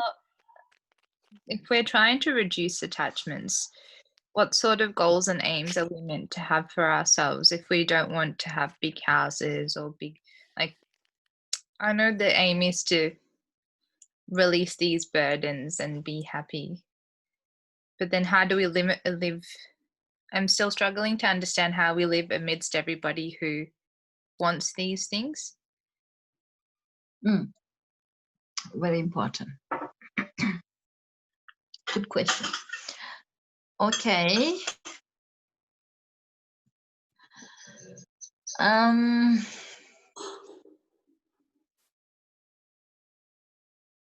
This is why actually Buddha said, Asevana cha balanang panditanang cha sevana.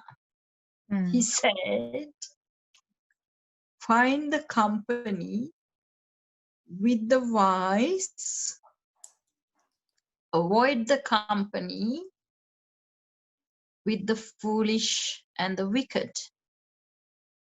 Who are the wise? Wise are the people who appreciate the peace and happiness. Wise are the people who appreciate the goodness and wisdom. So they know the real path to happiness. So they don't do things to get happiness that double ups the suffering. They don't do stupid things. They don't really do unwise things. They really know exactly what to do to get rid of the suffering they have and to reduce the suffering and not to create any more new suffering and to free oneself from total suffering and to be peaceful and happy. They know exactly what to do. But the thing is, today it's very difficult to find company like that, very difficult to find wise people, good people. That's the truth. In today's society, how strayed we are, we gone so straight. 1 in 3 are mentally ill. What does that mean? That means mentally ill means they have lost the ability to be a good human being. That's what it is. You know, in our system, we have, when we were developing our nervous system, the brain, we have a system called a limbic system, which we share with animals. It's a limbic system that is responsible for emotions. Okay. So we share the emotions with animals. Animal world is dominated by emotions, and it's common to us as well. So the human beings are different from animals because they have a brain that is a bit evolved than theirs, and that supports rational and logical reasoning, thinking. And due to that rational logical thinking, we can make decisions. We can understand things, and with understanding, we can make decisions. And we can make decisions for the good, for the better, to get rid of the emotions and to lessen up the suffering and to have more peace and happiness, because we know it's the emotions that bring suffering. It has a lot of tension when we are emotional. We spoke about the physiology about the emotion. You know, it tenses the muscles, it raises the heartbeat, it puts pressure on all the organs and throughout the system. So we know when we are emotional, we are under stress. So emotion brings a lot of physical and mental suffering. So to be emotional, living emotionally, is to live with a lot of suffering. So, but the human being, thanks to their highly developed brain, they can see this, they can understand this. If I tell an animal that you're suffering due to your emotions, they cannot understand that. Cat and the dog might wag their tail for what I'm saying, but they really don't understand what I'm saying. But the human being can. So that's the difference. We can understand things. We can think rationally, logically. We can make decisions. We can act rationally, logically. The whole point of being rational and logical is to minimize the suffering and to bring more peace and happiness and to live peacefully and happily. But we also have our animal part very active in us, the emotions. Who can control the emotion is the rational, logical thinking. It's our thoughts that creates the emotions. It's our thought that stops the emotion. That's what Buddha was saying in the first verse in Dhammapada. Go and have a look. That's the first verse in the Dhammapada says, Mano pubbanga dhamma Mano setta manomaya Manasache paduttena Vasativa karotiva Tato nang dukhamang vedi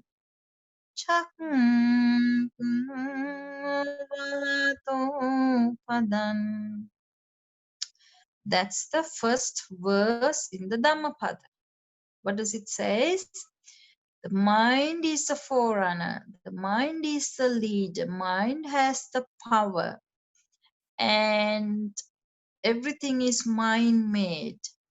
And if the mind is negative, if it's dirty, so as the speech and the action will follow that. So you will have negative speech and action due to your negative thoughts. And as a result of this negativity in your system, you will experience stress. Tatonang dukkhamang vedi means, dukkha means stress. As a result of your mind being negative, unwholesome, you will experience stress, and when you face stress, there's no escape. Like to the ox that is tied to an ox cart, how the wheels of the ox cart will follow that. That heavy cart will follow. You cannot get rid of your suffering. The second verse says the same thing again. The mind is a forerunner. And I will say it in verse, Mano Pubbhanga Madhamma. Mind is a forerunner. The mind is the leader. Mano Setta Manomaya. Mind leads. Your thought precedes everything. Because the emotion comes as a result of the state of your mind, means the thought. Manasache pasannena. If your mind is pure, basativa karotiva, your speech and action also will be pure. as a result of this purity in your system, tato nang sukhamang vedi. Sukha means the bodily comfort, peace of mind, and happiness. Together is called sukha. You experience well-being, the wellness. Chaya vanapaini. This comfort, the peace, the happiness will follow you like a shadow that never leaves. But there is no heaviness, there's no weight. But this happiness also will not leave you, it will come behind you, but like a shadow. Okay? So in that, Buddha says it's the mind that does everything. It's a mind that leads the emotions. It's a mind that decides what state or how you feel, what your emotions are. So the human beings have the capacity to watch their mind, be conscious of what they think and what's going on, and to select and choose. If you see rubbish, you can let it go to the rubbish bin. And you see the value of developing good thoughts, you can cultivate good thoughts. We can do this at will. We can practice our willpower. So that's the difference between the animals and us. Animals can't do this, but we can do this. We can develop our mind. So the mind faculty is the most important thing that we have. Mentally ill means this ability to develop this mind is now sick. It's dead. It's gone. So mentally ill means your ability to really develop the humanness, the human qualities, to ascend as a human being or to develop as a human being is gone. So what is going to be more prominent in you is the selfish gene. You're going to be like an animal. Your behavior will be more matching to animal level. So when you're mentally ill, if you know people around you or you have something, just note, watch. You are living with emotions, no rational logical answers, no rational logical behaviors, no one can explain. It's just ego based. They think they know, and all the time they live with emotions, either with anxiety and worries, or with some sadness, with some anger, or some anxiety, worries, or with some lust, or with never ending desires, just like an animal, uncontrollable emotions.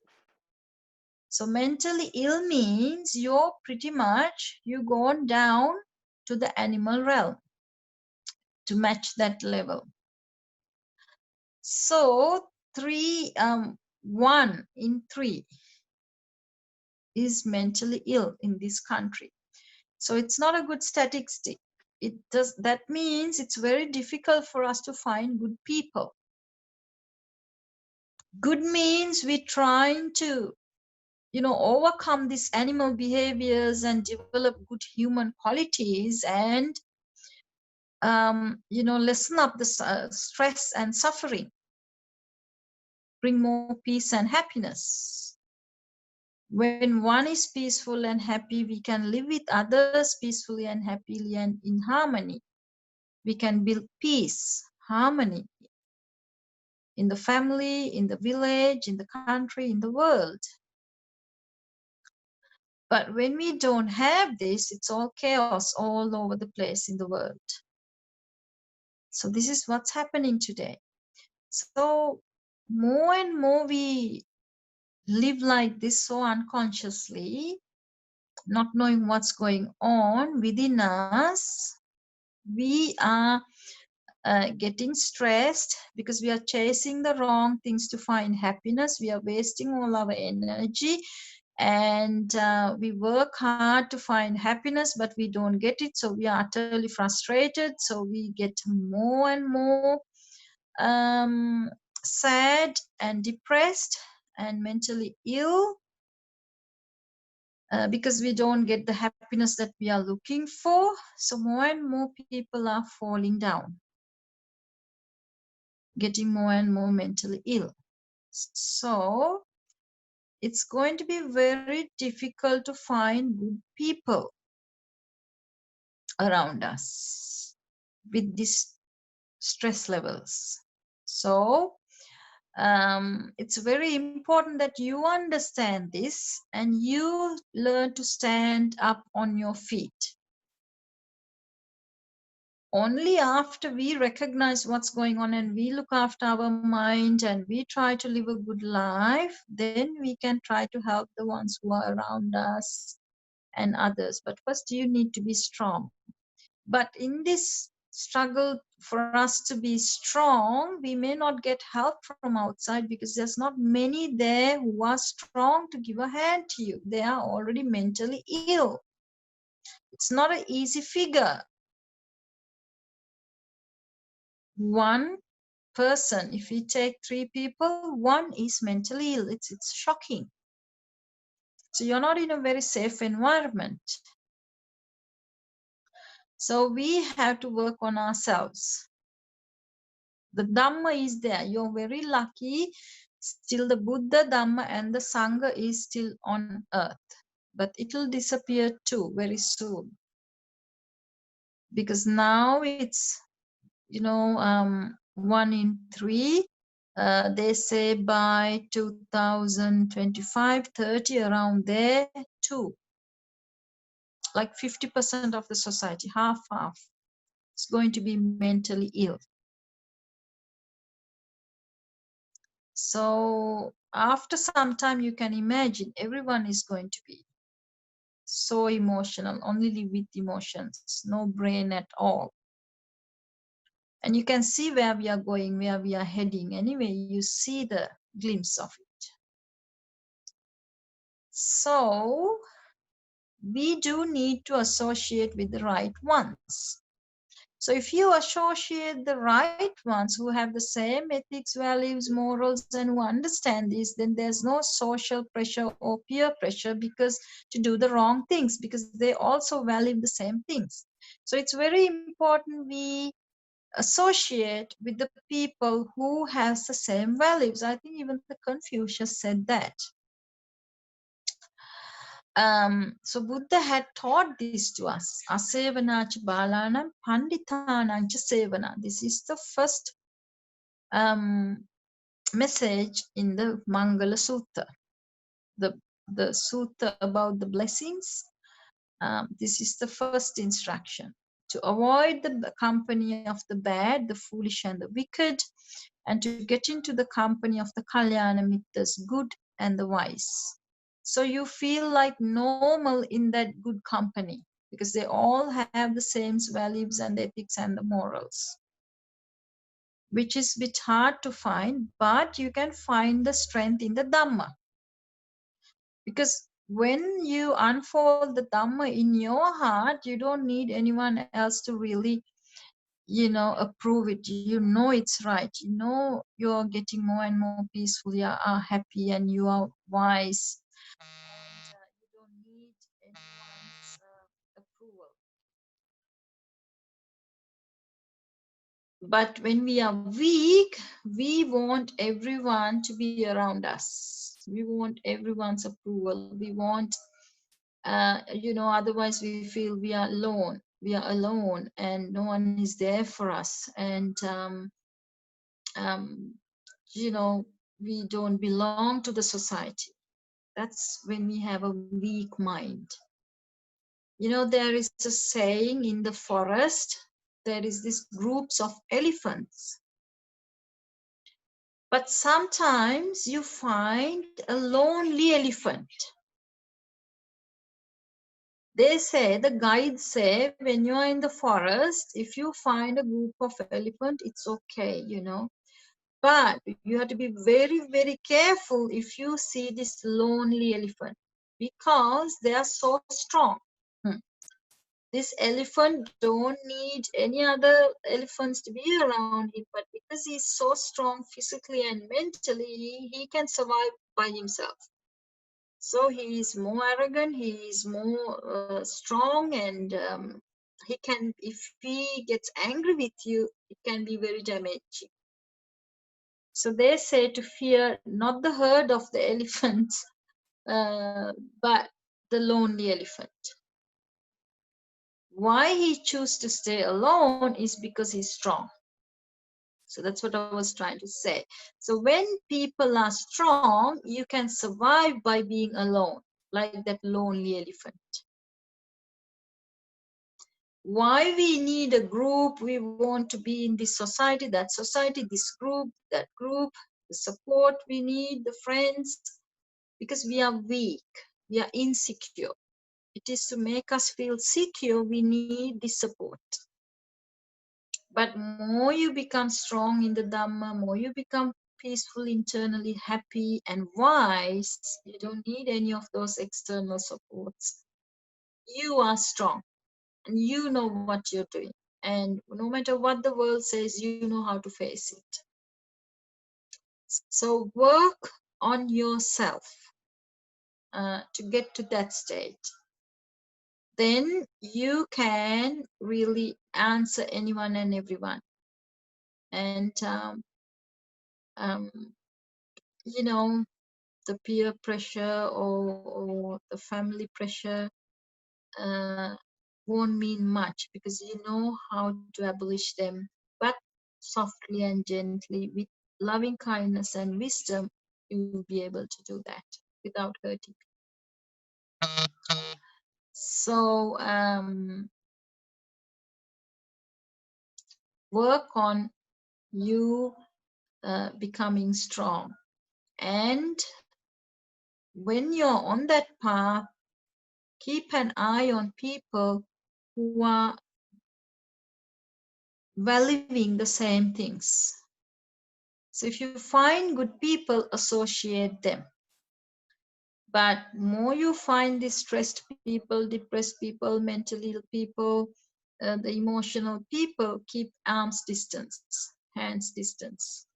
Don't closely associate, you are asking for trouble.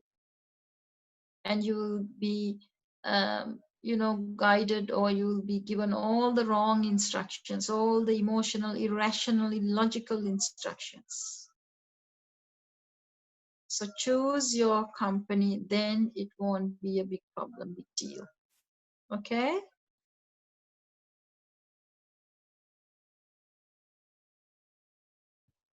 Okay, Mehinaz.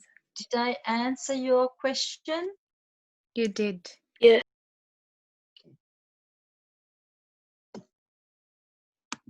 We can also meditate unless someone has a question. Does anyone have any question?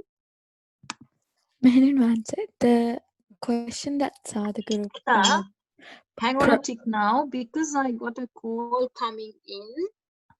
Every time it happens, my volume will go down. So now I can't really hear what you're saying. I have to log out and log in, okay? So just put me out from the spotlight. I will log out and log in. Then my Okay. voice will go back to normal. Sure. Okay. So the question I wanted to ask was, when Sadhguru asked if I give you everything you wanted right now, and if you had everything, what else would you want? That would essentially mean you'd want nothing, because at that point you'd realize that none of those things would have given you peace and happiness. So the answer would be essentially nothing, right? Nothing means essentially by that time, when you get everything you want, you have got all the headaches with them too. You will say, I want peace of mind. Yeah. Okay. I Yeah. don't want anything else. All I want to is live peacefully. Leave me Yeah. alone. Okay. Like you can actually watch. Puta, is it difficult to find out, or is it in your screen what that Apple guy, what's his name? Steve Jobs. Yeah, the Steve Jobs words. Yeah, his last words. His Everything. last words. He had Yeah. everything, Yeah. and you can find what he said. Yeah. He was like, I had all the money in the world, but none of them gave me the happiness that I wanted at the end. That's right. So what you will want is peace of mind and happiness. Okay. Thank you.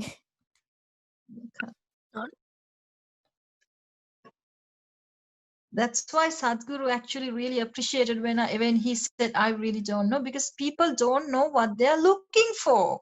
Yeah, I exactly. told you people want to get into relationships, but they don't know why they're getting in there, what they're looking in there, what they want. That's a problem. And I think they become so dependent on other people, to the other person, to find the solutions to their problems. And when that doesn't work out, that's when Yeah, more suffering. yeah, exactly. That's right. You don't care for me. You don't look after me. You don't do this. You don't do that. Yeah. Ending blaming. Mm-hmm. Take responsibility for your happiness. It's very important from this age you learn to live peacefully and happily. Nothing can go wrong Yeah. if you unfold that secret. Actually, Sadhguru is good, isn't he? Yeah. Yeah. He's Yeah. really wise. You should watch him here and there. Don't go and become a Hindu now. I will get into trouble with your parents.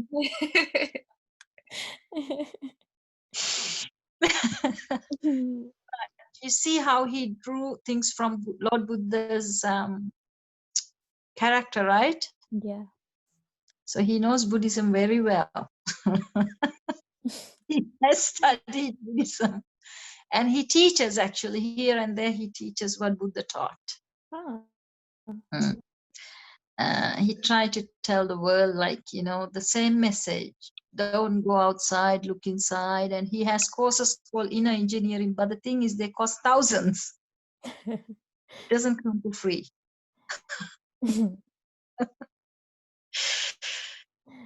Yeah.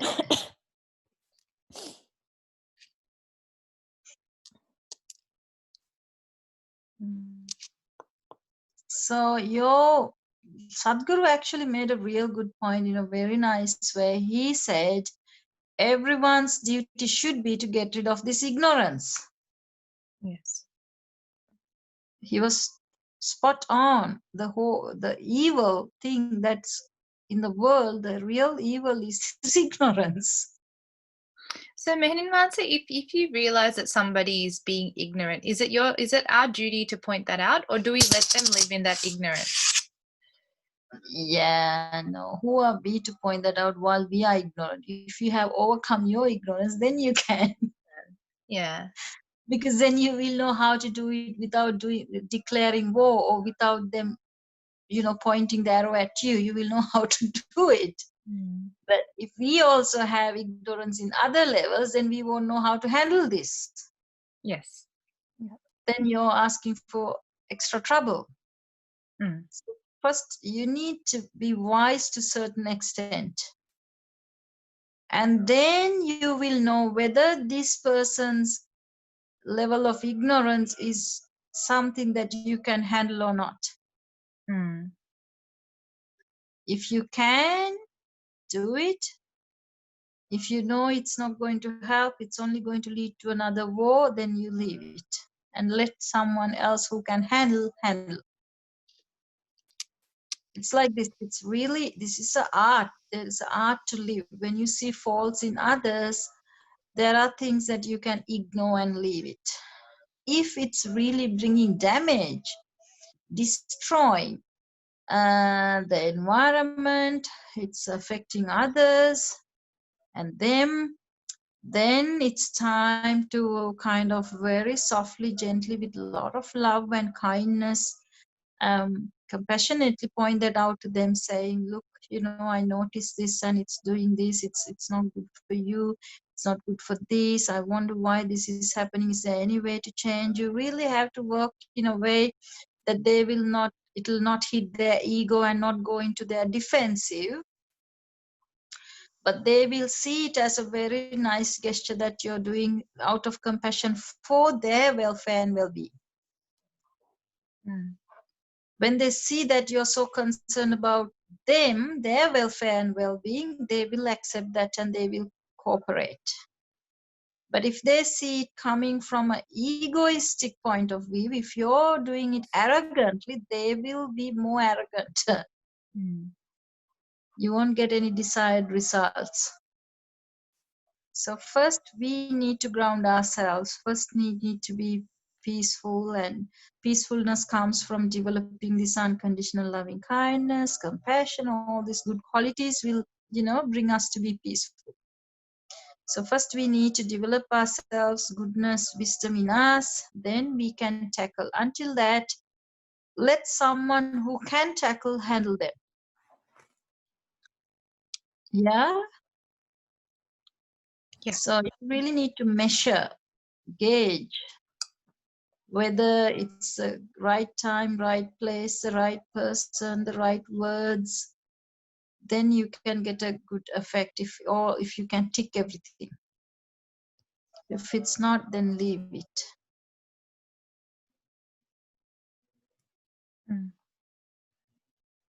Yeah. It's art. Living is not easy. Living properly is not easy. But it's so good. If you can learn to live nicely, uh, with a lot of embodying this goodness and wisdom in you, it's very pleasant. It's really good. And you don't bump into others. You don't have these head-on collisions with others, because you know when to avoid, when to handle. And which battles must be fought and which ones to leave. Yeah. Yeah. Mm. Yeah.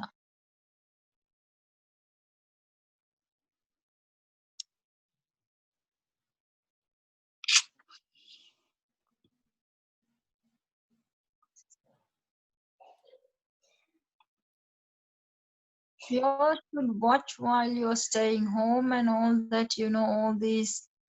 There is really good people on earth that nowadays they are making these presentations and putting all these quotes and nice inspirational words. Watch them, because it really grounds us. No, it reminds us, oh, this is how we must, Yeah.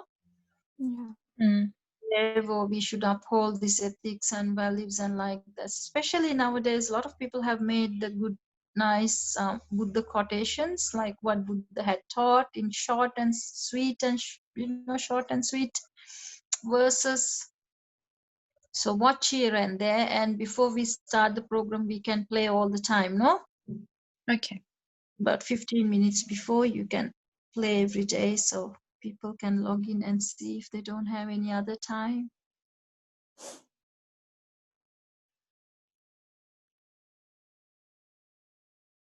Do you want to watch Sadhguru again?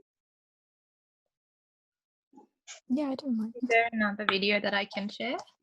Good, yes, it's good to watch again. So you pay attention and listen, and it's really interesting, and he's giving real good points. He's making a real good point there. Why our journey should be about seeking the truth. Would you like me to play the same video again? Yeah, play it. So you all can really gain insight into it. I'm going to share this. Don't entertain, don't engage. Just observe. And free your mind from all the garbage.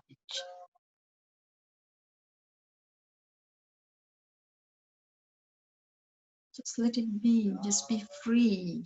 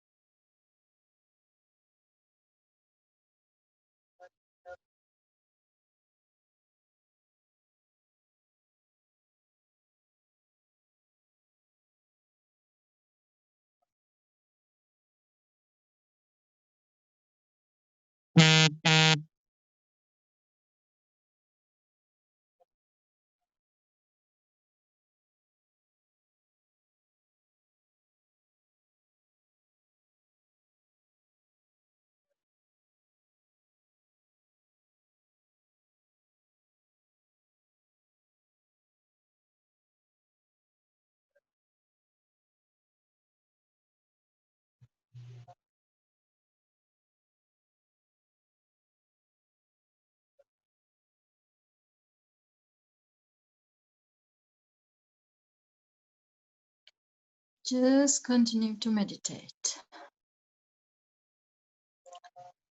Okay, Minnie, I think I send you another clip. The last one, you can play that while they are meditating. You don't need to watch it. There is a voice and you can just listen to it. The last clip about the Buddha and a story. It just teaches about how to let the mind to settle into its own natural state. When we stop stirring it, it will settle into its natural rhythm. That is just that stillness, the peace.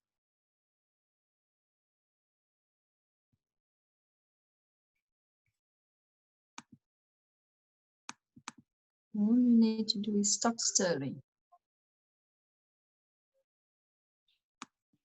Just let it be, but observe. Be aware, be awake, but don't get engaged.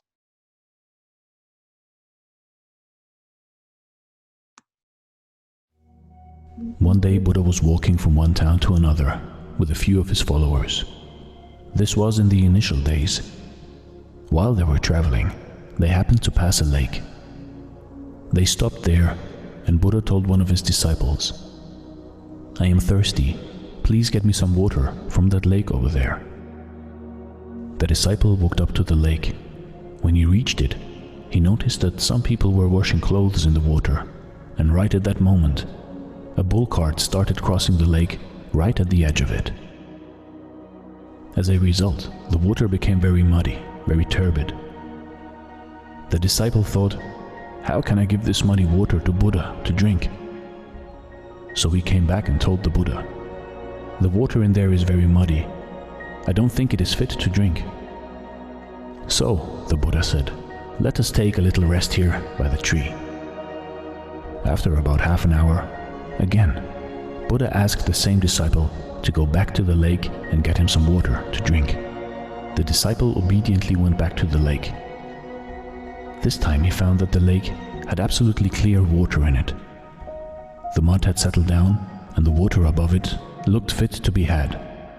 So he collected some water in a pot and brought it to the Buddha. The Buddha looked at the water and then he looked up at the disciple and said, "See, you let the water be and the mud settled down on its own. You got clear water. It didn't require any effort." And the moral of the story is, you see, in life, your mind is also like that. When it is disturbed, just let it be. Give it a little time. It will settle down on its own. You don't have to put any effort in to calm it down. We can judge and take best decisions of our life when we stay calm. This is Dare to Do Motivation. Thanks for watching and stay blessed.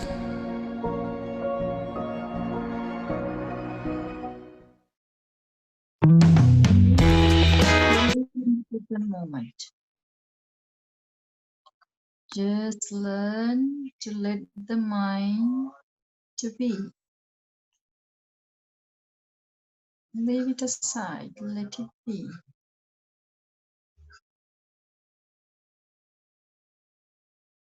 It's your job to not to consciously stir it, not to consciously keep on thinking these impulsive thoughts.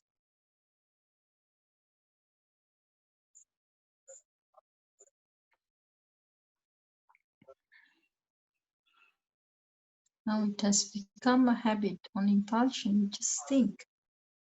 But don't think now, just free your mind from this thinking business. Let it breathe. Let it get some freedom from this thinking.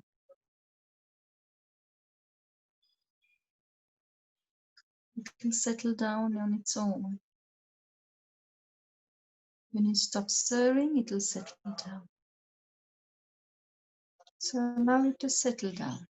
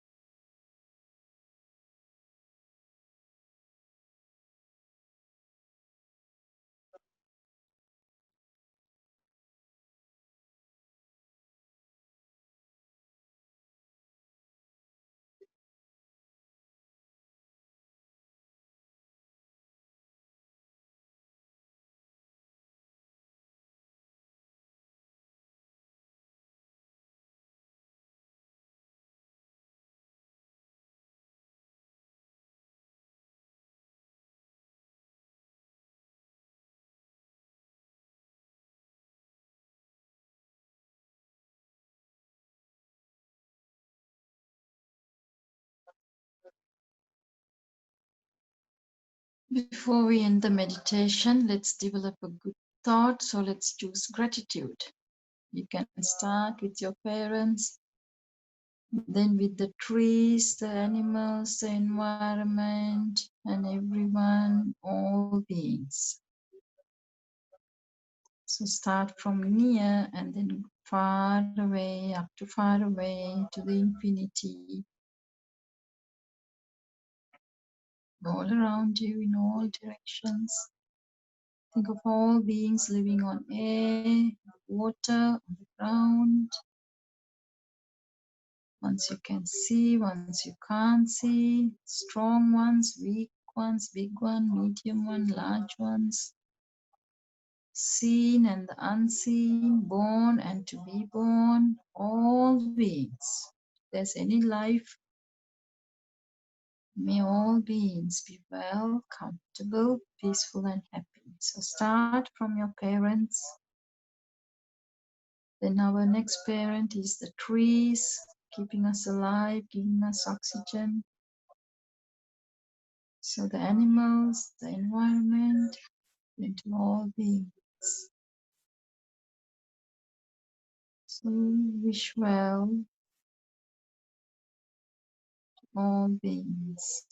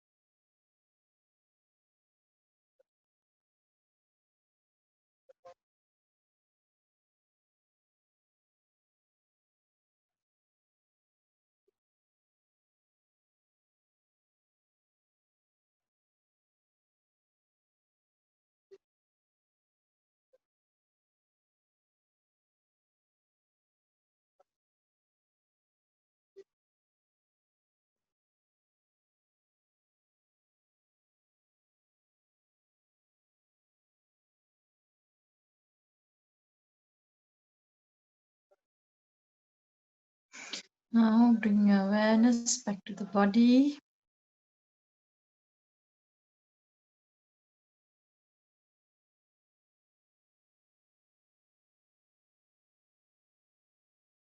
Scan the body from the tip of the toes to the top of the head.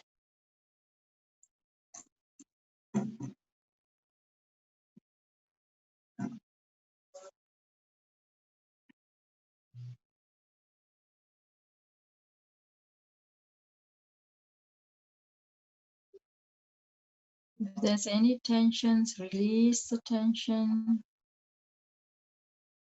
and relax.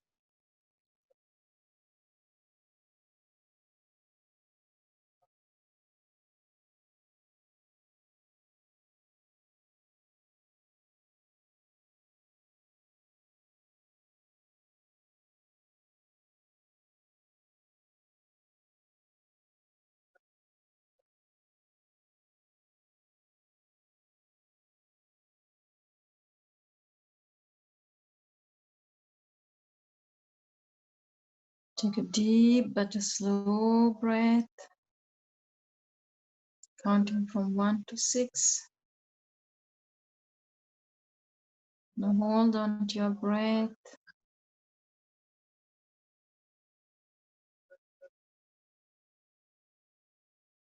Now let's release the breath slowly, slowly, counting from 1 to 6. Then pause your breath for 6 seconds.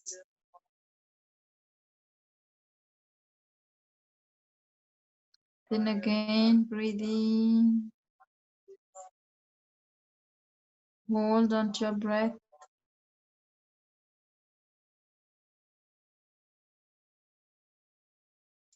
Just check your mood.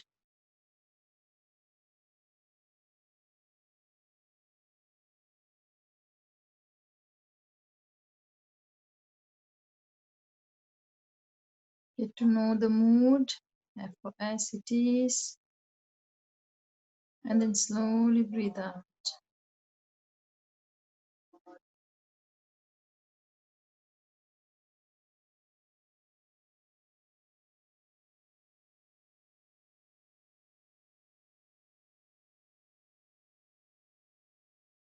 Close your breath. Take another deep breath. Hold on to your breath. Check your mood. How do you feel right now?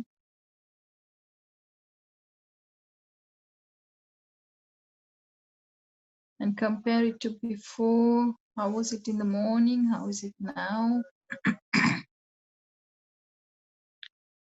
See the difference it has made to your mood by purifying the mind. With all the good things we were doing, how it has affected the state of the mind.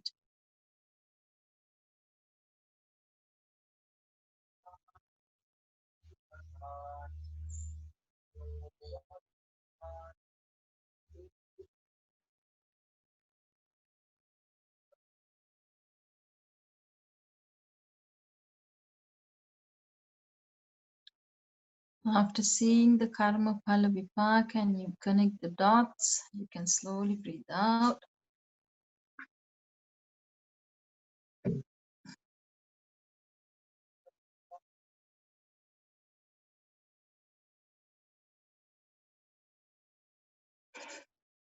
And slowly you can open your eyes to end the meditation.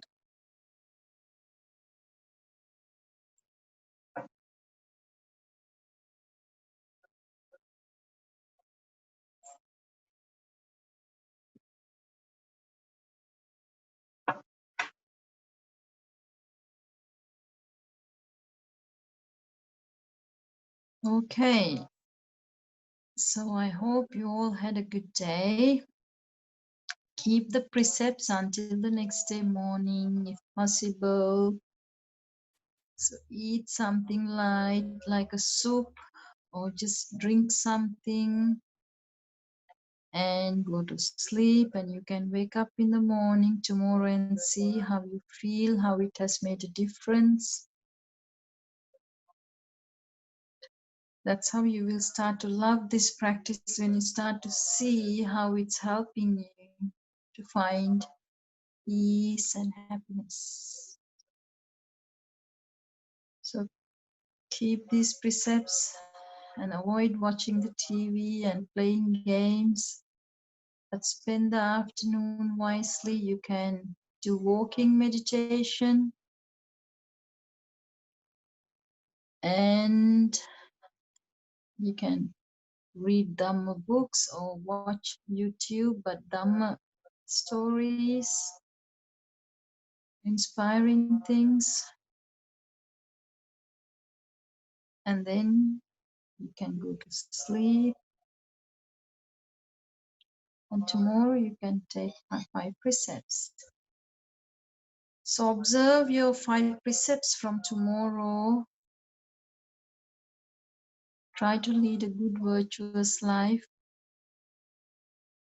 When you live, learn to think of others and alter your behavior. So think of your parents, the family members, friends, and neighbors, and everyone around you, and everyone. Include everyone in your thinking.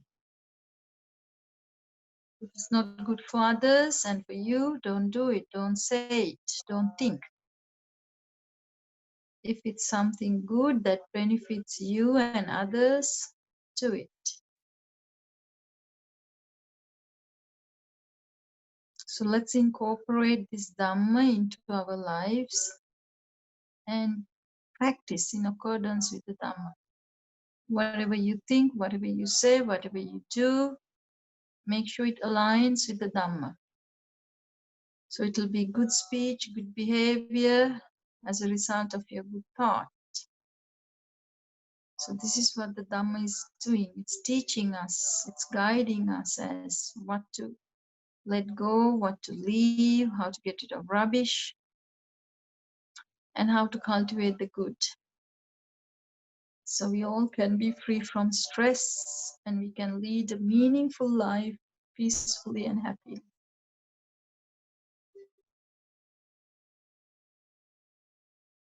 So I would like to know what you all learned today.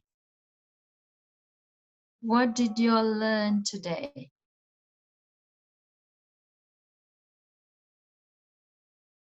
Hmm?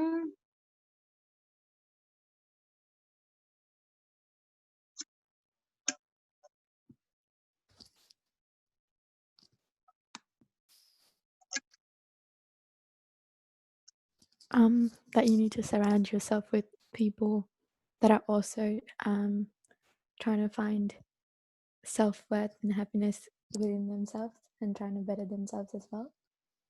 Very good. Very important point. I'm glad you got it when you're so young. Can't go wrong if you get good people around you. Very good. How about another one? Next. I learned that it's okay to have goals even if people don't accept them at first, but we just need to have the patience to help them understand why we have those goals and to help us achieve them. Okay. Good. It's a lifelong lesson, yeah? Not to hurt parents. Keep them happy. Their blessings will count.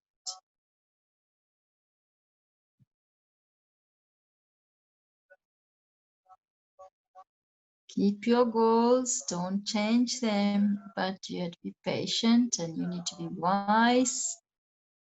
And you have to have unconditional love, kindness, and compassion. With everything, you can work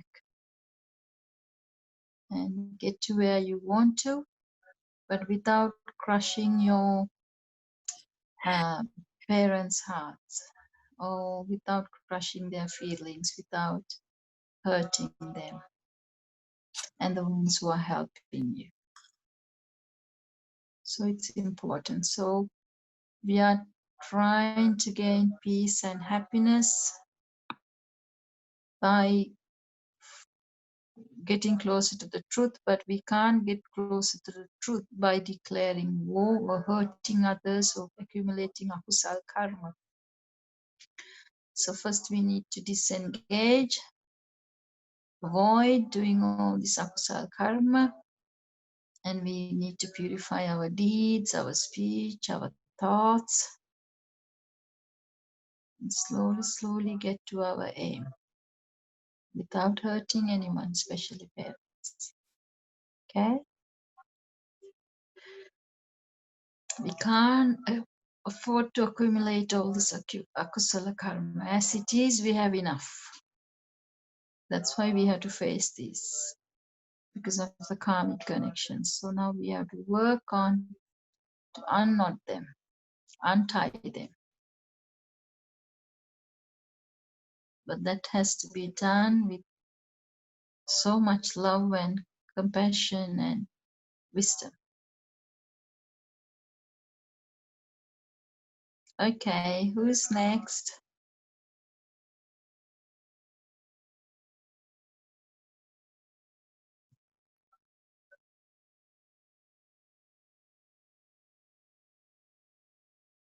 Next.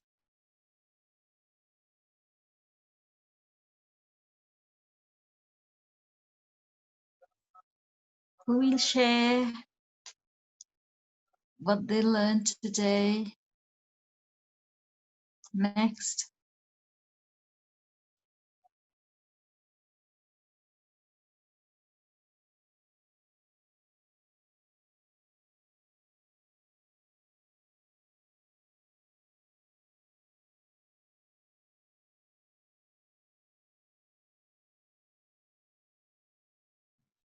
I think for me, it was one of the Confucius quotes that came up in the videos. It was like, if you don't ask, well, at least when you ask, you learn something. If you never ask, then you're always going to be the fool. And I feel like all the questions I ask, to me in my head, when I ask them, I feel really stupid, but then I learn so much when I do ask them. So thank you so much for answering the questions. Welcome. Yes, that was a good quote, isn't it? Mm. Yeah.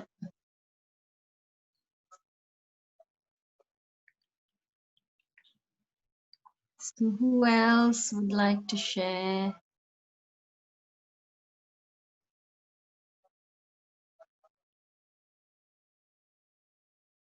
Hmm? So remain positive, see beauty in everything, keep your mind pure, be good, do good, okay? All right, so it's past 4 o'clock now. Shall we end the session? We can. All right, okay. Okay, so I would like to share the merits with the Bantes who have started this Paramitha Buddhist temple and who is giving the leadership right now. Bante Deva Rakitatero and Bante Punyaratanatero. I would like to pay my respect and share our merits with them and also with the Sangha members that's residing there. Also would like to share merits with all of you and with your parents and with all the dayakas, the committee members, and with your family members, with your teachers, with your siblings, relatives. May all of you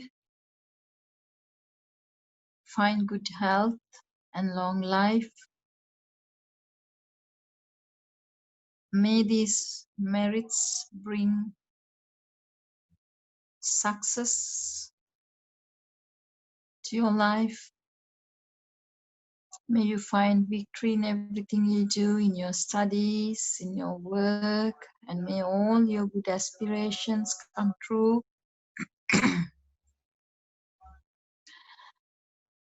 And may you be able to penetrate into this Dhamma and understand the causes of this stress and how to get rid of this stress and how to be free from this stress. And one fine day, may you all find freedom from all physical and mental stress.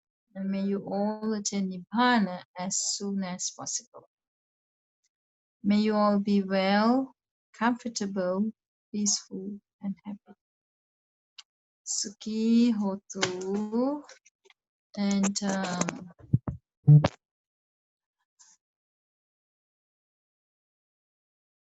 Abhivadana Silisa Nichang Buddha Pachayino Chataro Dhamma Vaddhanti Ayuvarno Sukhang Balang Ayurarogya Sampatti Sakha Sampatti Mevacha Ato Nibbana Sampatti Minate Samejjatu. Sopatseva Nidukveva Nirogiveva Sukhi Hotu. May you all be well. Take care.